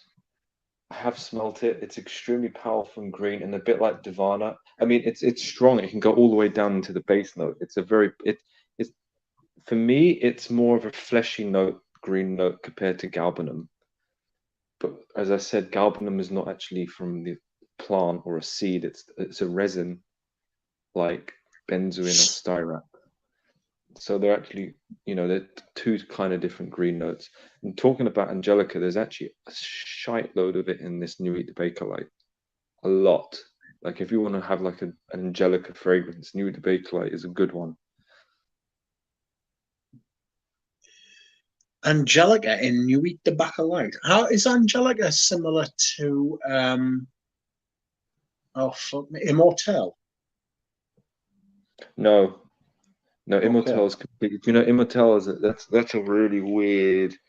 That's a very strong. Do you know it's actually one of the few naturals that I'm very good at spotting in fragrances. Um, I'm yet to fail spotting it blindly because because it's so multifaceted and so powerful and it does so many different things and how it behaves very different with the top note than it does with a mid note and a base note. So when there's immortelle in a fragrance, usually in the top note, if there's citrus, the citrus reacts with immortelle and it goes slightly aniseedy. You get this sort of aniseed note. And then in the heart, with florals, it goes almost like hay and caramel, like a hay caramel smell. And in the base, it just goes pure curry. You know, you just that curry note is there. It's like the base note cumin. And just the tiniest bit of Immortelle will completely change your fragrance. I don't know if you've smelled Immortelle, the flower, in its natural state. No. So it smells, you get the slight curriness from it, but it has a very strong fruity mandarin smell. And the flower smells very different to how the Absolute smells. So I'm yet to find a fragrance that actually smells like the Immortelle flower. But what usually when they're using Immortelle, if there's Immortelle in a fragrance, they're using the real thing, because there's no real like synthetic to sort of, and you wouldn't even bother. Do you know what I mean? Because it's not like crazy expensive. So Immortelle is one of those things. If it pops up as in a note listing, it's the real thing in there, and otherwise they wouldn't list it. It's a very powerful material. It's a weird aniseedy, licoricey, hay, curried green. It's a weird beast. I still personally, a fragrance I feel like it gets all those facets out is obviously everyone knows Au Noir by Dior. The caramel goes very well with the coffee. The licorice brings out the aniseed. The sort of curry note there is good with the amber. It's a very clever piece. He's basically looked at Immortelle and said, look at this crazy beast with all its arms out in all these different places, and he dressed it up. It was quite a clever perfume, to be fair. Pradi says Ganymede Extrait is an Immortelle overdose. Yes, I cannot agree with that more. It goes full curry, that fragrance. It's Ganymede, like imagine spilling like a lamb dosa on your skin, that sort of lamb curry smell, and then you just overdose loads of Ganymede to get rid of it. It almost goes like that. That's what Immortelle does. I like it though. I think it's a cool material. That's outrageous. So tell us about the musks. I imagine there's a lot to say about musks. Yeah, Jura says it's from the whole plant, not the flowers. Yeah, but when you crack the stem of an Immortelle, like actually the stem, it has a slight mandarin-y smell to it. Like the actual flower, like in the air, you don't really smell it unless you got very close and crack it and scrunch it up in your fingers. But musks. Where do I start with musks? I won't start with nitro musks. They're kind of banned. But you get all different types of musks. I'm not going to get too much into chemistry because it's not my strong point, like the macrocyclic and them types of musks. But I will talk about a couple of very popular ones that are used and how they kind of smell and what they do. So the most popular one I'd say is Galaxolide. If you have Kiehl's musk, it's full of that. If you have Jubilation Man by Amouage, it's full of that. Is it whipping through the base? It's whipping.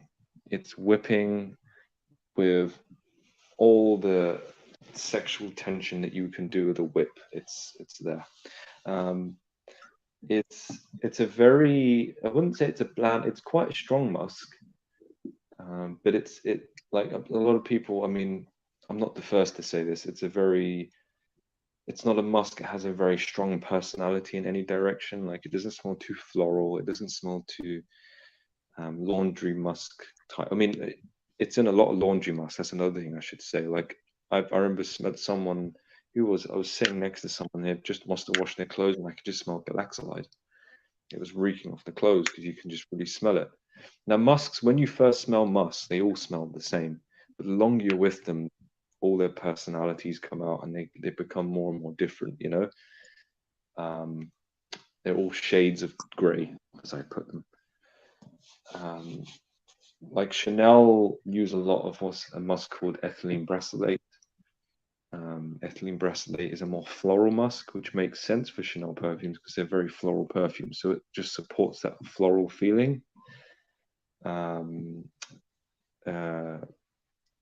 Guerlain like to use certain musks, like they use many different musks, and I'm not saying this is the only musk they use. They use a thing called exaltalide, macrolide, and that musk is a bit more vanillic. It has more of like a woody, not sweet, but that sort of woody caramel aspect of.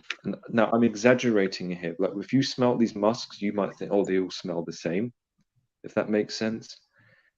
But if you spend like 2 years of them, at least, they will start to open up and you'll get these nuances. And it's actually quite important. Like at first you think, oh, it's the same, you could put anyone in. But actually how you, I mean, I mentioned that there was a fragrance and I was testing the difference. I was going to put in, one I put in ambretolide, which is a type of musk that, it's sort of supposed to replicate the smell of ambret seed. So it's a bit more metallic. If you smell Chanel number 18, you kind of get what that musk is going to smell like. It's a bit more metallic, a bit more fruity. It's quite cold smelling, but it's also wet and more crisp. And then I put ethylene brassylate. That one I told you is more floral, and it was a green galbanum type fragrance. And I put those two musks in it, and you get very different results in the perfume. And one, because the musks, obviously, even if you put the same amount in, you get one is stronger than the other. But the actual overall finish, so the one with the ambretolide smelled more crisp and watery, if that makes sense. Whereas the one with the ethylene brassylate has more of a pastel feeling texture to it, and it feels a bit more flat. And that's just changing one musk. And then, to be fair, they're quite different musks. So they do have an importance. A lot of the, again, like I said about Ylang Ylang being very important in 80s women's fragrances, when I smell, like I smelled that Yeasatis I have a couple of days ago, funny enough, and I could really smell. I mean, you can tell there's because it was an older bottle, you can smell the nitro musks in it, but you can smell how heavy the musks are.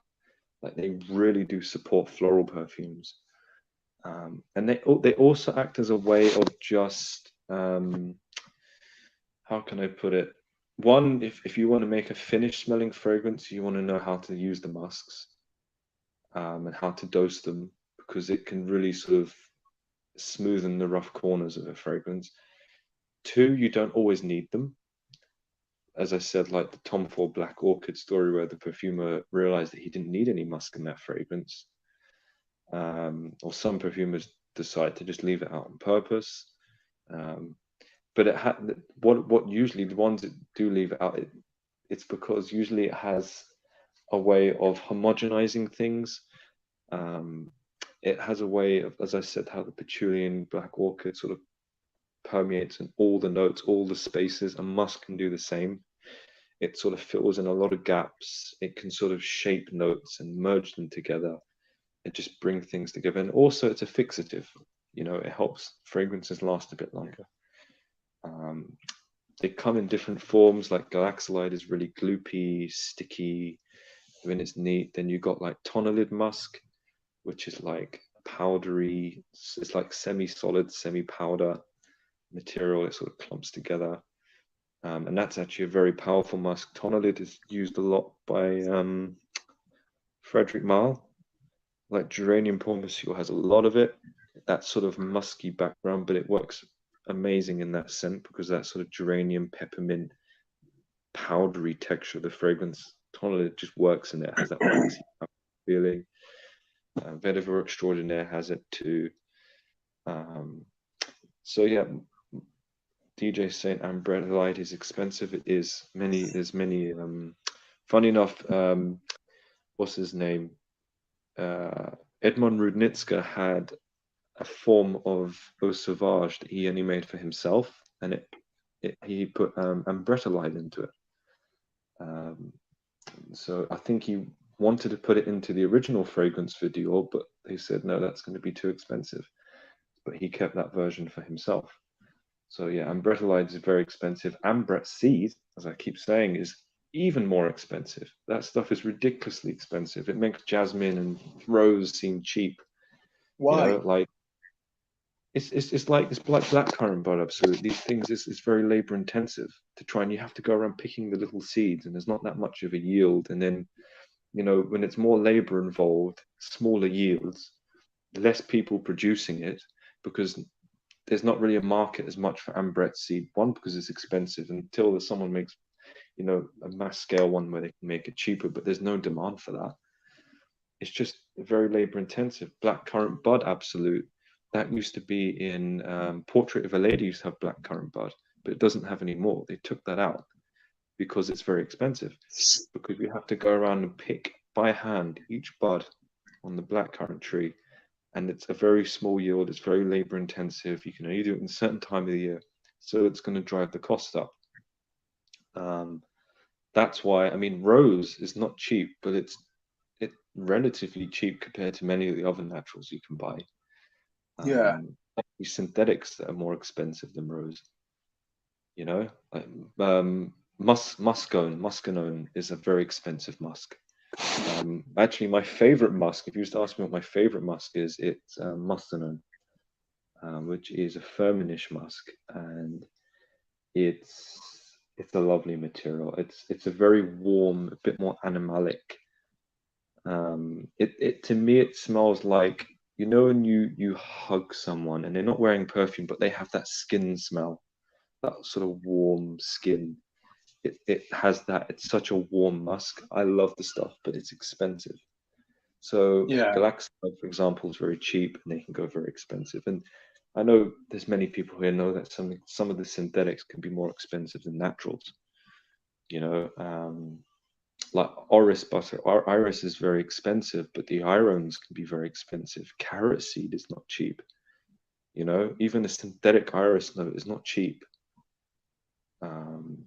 It's not cheap to do. I mean, there are cheap iris synthetics, but they're really crap. You know, like they're really not good. There's one called Isaraldine, which is nice, but for me, it acts more of a backbone. It's good at supporting, giving a bit more punch to an orris note. And the thing is, usually if you want an iris fragrance, just piling. I was actually talking to Freddie about this. There was a brand we'd smelled, and this guy pumped in and was saying, I've put in so much orris butter into this fragrance and that you couldn't smell anything. It actually kind of reminds me of that Austin's fragrance, the Patchouli Heart Number 2. Have you noticed it's very flat? Yes. And I'm suspecting when I smell it's because there is quite a decent amount of orris button there. Maybe low iron content, but what it does is if you put it in too much or you don't support it well, it flattens things. It's not just a fixative, it's a flattener. So to make a good iris fragrance, you can put the real iris in there for that just little pizzazz, but you need to really build it. And iris accords are really hard. I mean, it's harder than, for me, I think it's harder than a rose or a jasmine. There's a lot of skill in building a good iris fragrance. That's why when you smell a good iris fragrance, appreciate it, because trust me, there's a lot of skill in that and a lot of work, and it's still not cheap to do, even with the synthetics. So appreciate them. Mental. I'm a bit mental. Yeah. Musks aren't one of my favorite.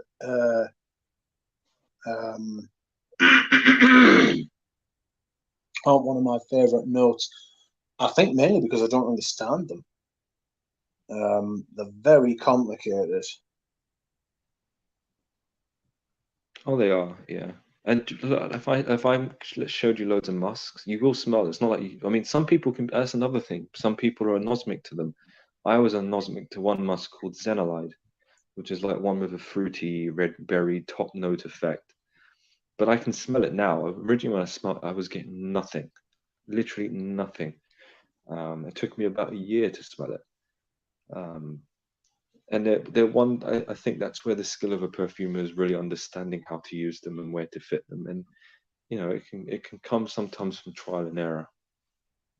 You get surprises. Yeah. It's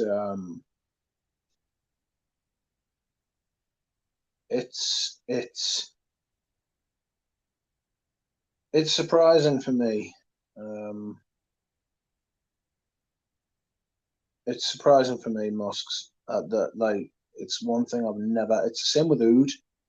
It's like I can't fucking wrap my head around them. You know. Mm.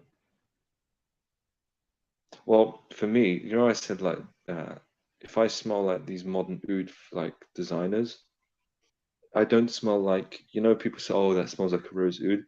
As soon as I smell cashmeran, I know they're trying to make an oud. Okay, because it's bloody in every oud accord. It's like people don't realize cashmere is probably the most ubiquitous like oud accord material going.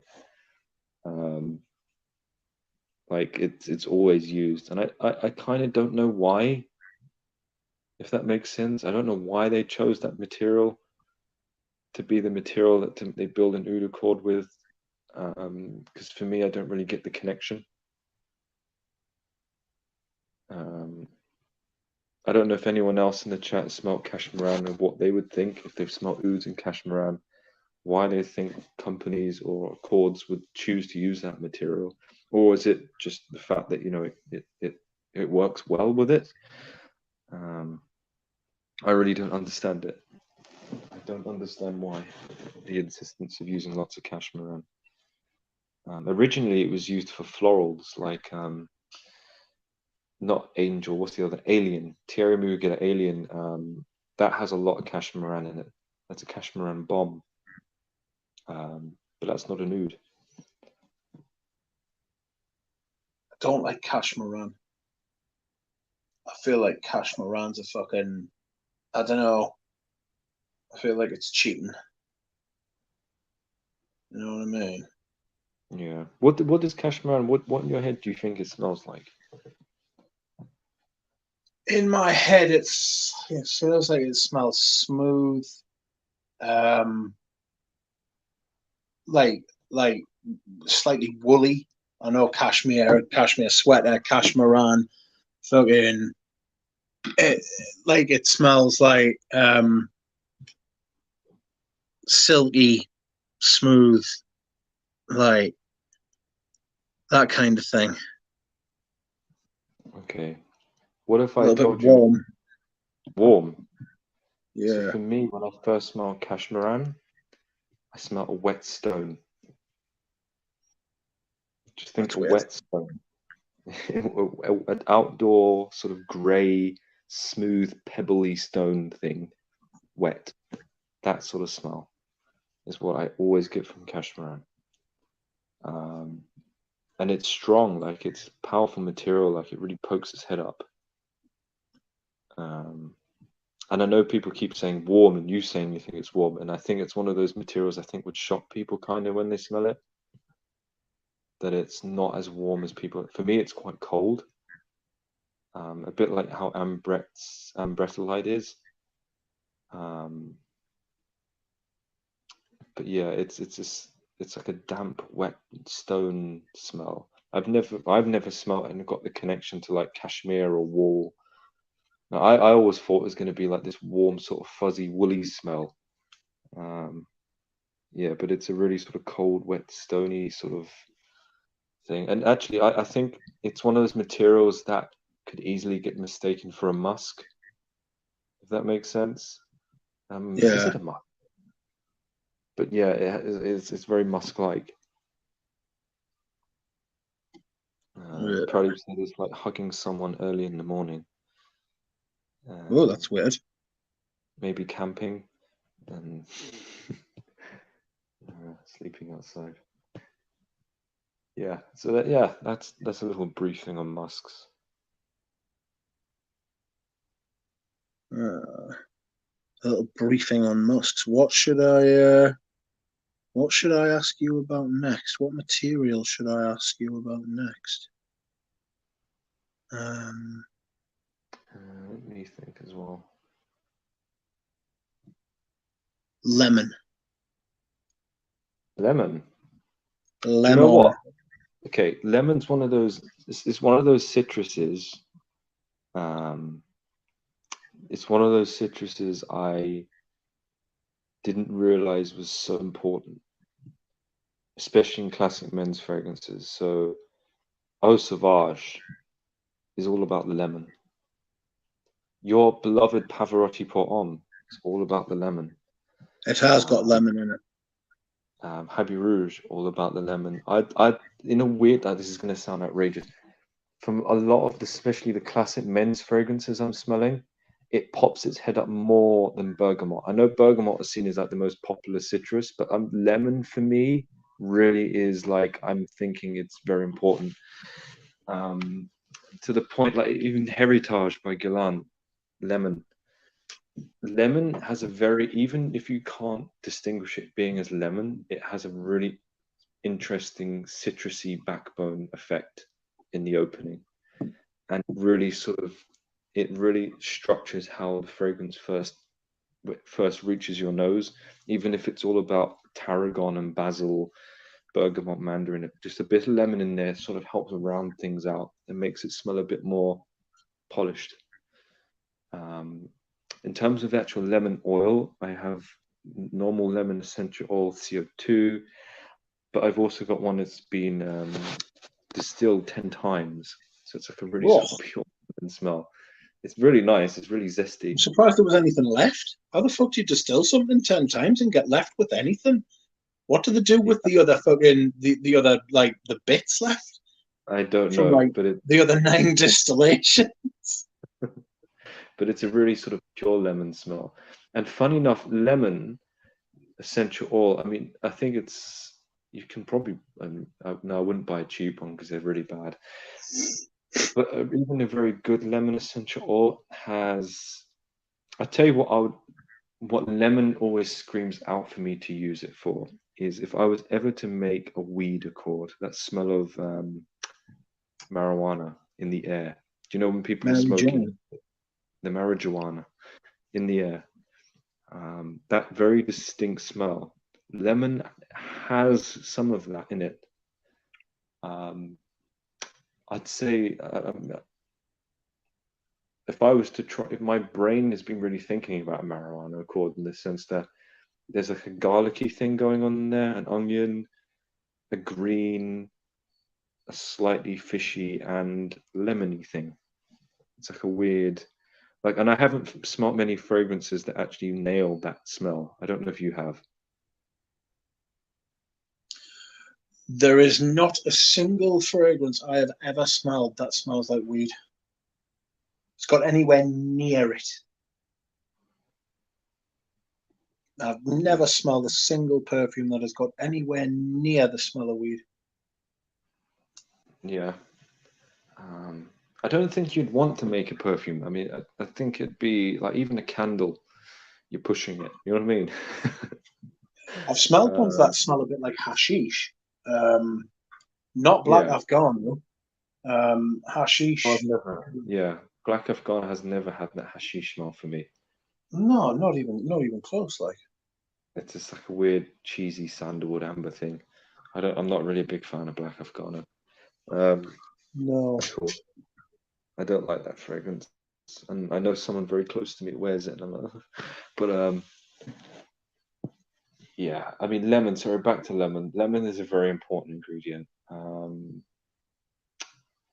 It can react in very good ways and bad ways. Like lemon, with things like birch tar or cade, smoky notes, it goes very metallic.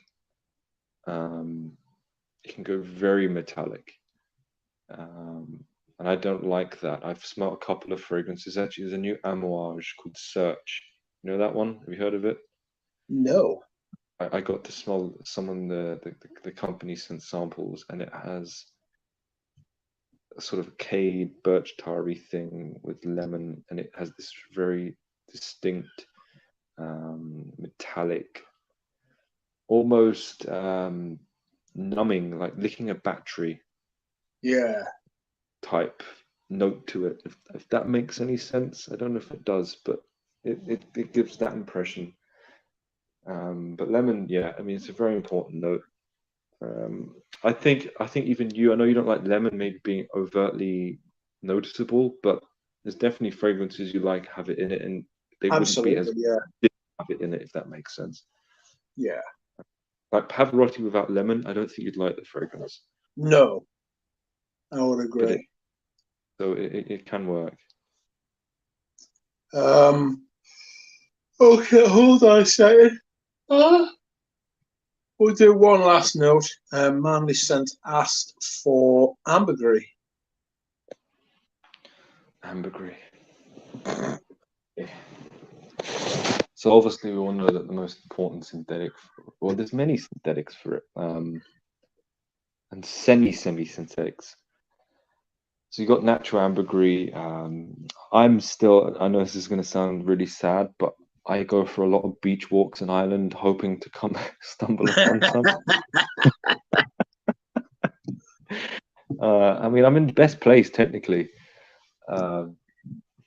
but yeah, I want my picture taken against, a big piece of ambergris. Do you know what? Okay, actually, I have to say this funny story first. Did you hear about? There's been a couple of whales washed Yes. up on the shores, and one guy apparently went into some vet and cut open he cut open the whale and found a bit of ambergris, and he's like, "Yeah, I'm going to be rich now." And I thought, sorry, let me just say this: you're going to have to get on a boat for about 10 years, put it on a piece of rope and just tow it behind you and let the sun do its work before it can Yeah. actually this ambergris, because what's in his stomach is not at all ambergris, it's just a fishy mess.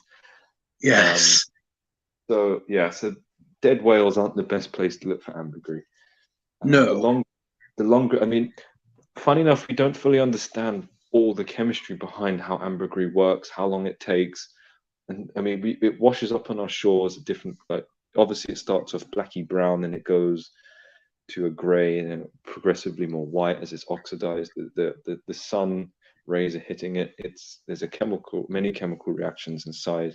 Ambergris is actually very complex, but there is a molecule called ambrine that develops inside the ambergris, and that gives it the distinctive pleasant smell. So usually the more white the ambergris, the more desired, the more expensive, because one, it loses its animalic effect. So more white ambergris is less animalic, but it has more of that sort of what was seen as the aphrodisiacal type effect that it has, that sort of that just sea breezy, oceany, fresh note to it. I mean, it always does retain some of its sort of halitosis, sort of animalic aspects. There are some perfumers, I think, like Jacques Cavalier, who likes, if he ever does use ambergris, which I very doubt, he prefers things like brown ambergris, which is a bit more animalic. So they do have their places, the black and brown, if you want a bit more of an animalic vibe. Yes, it's cheaper, but it still can be used. Then in terms of, like, we all know the most famous synthetic associated with ambergris is ambrox. And ambrox, I think, was discovered in the 50s, like 1952, if I'm not Yes. concerned. But it's been around for a long time, nearly 70 years. It was very expensive early on, like many of the synthetics, to try and make them. But then many of the companies make their own versions, and one's trying to make it cheaper and cheaper and cheaper and cheaper and cheaper. And then it becomes readily available. And even in the 80s, they were using it.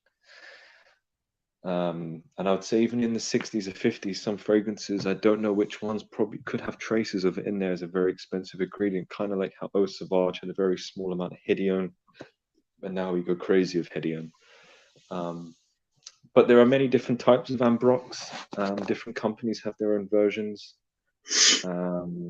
Like Givaudan's one is Ambrifix, which is very standard. I think they also have one they keep for themselves, a really nice quality one, but that's captive. One of the nicest ones that you can buy readily available is Ambrox Super, which is a Firmenich Ambrox. And actually, I mean, I have both of those. And when you compare them, the Ambrox Super is nicer. It's just a much more pleasant aroma. I've actually always gone on record, and I still go on record, that I think there is not one person in this world who doesn't like Ambroxan. I think whoever you show Ambroxan to, they'll like it. So I know when people was talking about, oh, I hate Ambroxan because they hate Sauvage, I'm thinking it's not the Ambroxan you're not liking. I don't think. I think it's a mixture of other things. Because actually, to be honest with you, the Ambroxan could be saving it. It's a very nice material. It's hard to. Ambroxan is just Ambroxan. There's not many. It doesn't have its synonyms. Once you smell it, you can't ever forget it, and you will smell it and you'll recognize it in fragrances. And many people probably will have smelt it through molecule or two, which is, you know, a centric molecule. That's pretty much ambroxan. It's a fixative as well in fragrance, so it does, you know, it's used as a fixative for perfume. Too much of it, people think, oh, you can just put loads and loads of ambroxan and it's going to be like this beast perfume. If you put too much ambroxan in, as I said, it's a fixative. It actually flattens the fragrance. So it's one of those materials it's much more, it's harder to dose than it first seems. You want to put in just enough to sort of help push things and support things, but if you put too much in, it will flatten it. And I'd say most of the fragrances people love, like mention a fragrance in the chat, and if it's especially within the last 30 years, it probably has ambroxan in it, and it adds to the pleasantness of a fragrance. There's some other, like I mentioned amberine, which you can extract amberine from labdanum or cistus labdanum absolute, and it can give this sort of slight tobacco animalic feeling to an ambergris accord. Usually if you see ambergris on a perfume but it hasn't got real ambergris in it, the accord can have many materials, but usually what they do is a backbone of ambrox and labdanum, or amberine if they want to, because labdanum contains amberine as well, and it can give that sort of, I mean, it's crazy that labdanum and ambergris can have a similarity in, you know, it's chemical makeup. But when you put those two together, it can help create a ambergris accord. Many of the fragrances that claim to have ambergris usually don't. They're very unashamedly will say it's an ambergris, but it hasn't got real ambergris. I know, of course, one Ambre Supreme by Les Andes de Madabla has ambergris, and I am inclined to believe them. And when I smell it, I'm like, yeah, I smell ambergris, to be fair. But there's many fragrances out there that will just do an accord. There's other materials as well, like there's a material called Trumafix, which is like a tobacco ambergris kind of smell. And there's many more that I'm forgetting to mention, to be honest. For another time. It will be for another time. We will discuss more ingredients the next time we come on, because, Jura Rose, it is that time. Well, in fact, it's been that time for over half an hour, but I was enjoying the conversation so much. I thought, sod it, we'll go an extra half hour, but now I am battered. A bonus half an hour. To be fair, I'm battered as well. I might just collapse after the stream. I don't think I'm going to do the kettle. Yeah. I think I'm going to go downstairs and have a slice of toast to settle my stomach, and then I will be climbing into my pit, and I will be having a nice evening. I will probably send you a message, to be fair. Yes. Margie Noir, thank you very much. It was very kind, Margie. Margie has bought us a coffee, which was very nice. So thank you, Margie. Yeah. I will reply on the coffee site after the stream. But yes, friends, due to lack of fucking fitness, due to lack of, what do they call it? I want to say one thing. Go on. You have to always let me have a finishing statement to encourage people, and you know me, Rich. I just want to say, after all the stream, we both talked about how we began our journeys in fragrance, and I think it started with someone was watching your stream and mentioned that they're in the beginning of their journey, and that kind of inspired me to tell you that should we do this. I will say that there's probably people who'll be watching us in different levels of their fragrance journey. I will only just say this is enjoy it. You know, try and enjoy it. I think even when you look back and wherever you are now in your fragrance journey, I know you're taking it seriously because you're passionate about it, but just enjoy it. because you can really good things can come from like a hobby like this. You can meet good people. You can, you know, you have great experiences. So just enjoy your perfume and love it and go and let it bring all the good emotions and all the emotions it can out of you. I sound like a hippie, but I really mean that. Yeah, I would agree with you. I think you've definitely got to enjoy it. Pace yourself. It is a big open world. You don't need everything now. Thick world. Sorry? It's a thick world. It is a big, thick world. It's a big, juicy, fat, thick world. You don't need everything immediately. You're not going to miss out if you don't get a perfume. You won't die. Nothing bad will happen. You know, take your time, learn, be willing to learn. I still learn new things about perfume every day. If you get to the point where you stop learning, then there's no point in carrying on. So be open-minded, be willing to try new things. This is the reason I keep trying niche houses, even though I think 99% of everything I smell is shit. It's that 1%. It's that 1%, that diamond in the rough, that surprise. It makes it all worth it. Makes it all worth it. So yes. Thank you very much for watching, everyone. Thank you for coming on, Jura Rose. It's always a delight to talk to you. I'll be seeing you in a few weeks. You will be. On the 12th of August, we will stream. We shall. We will be together. I will wear a hat, the hat that you bought me. I will. Hear me mincing. You know the distinct. Yes. The distinct mince.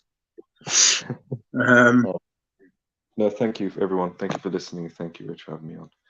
Thank you. Thank you very much for watching, everyone. Thank you, Jura Rose. Thank you for liking, for commenting, and subscribing. Thank you, Margie Noir, for your donation. You are very kind. And I will see you all again soon. Goodbye. Goodbye.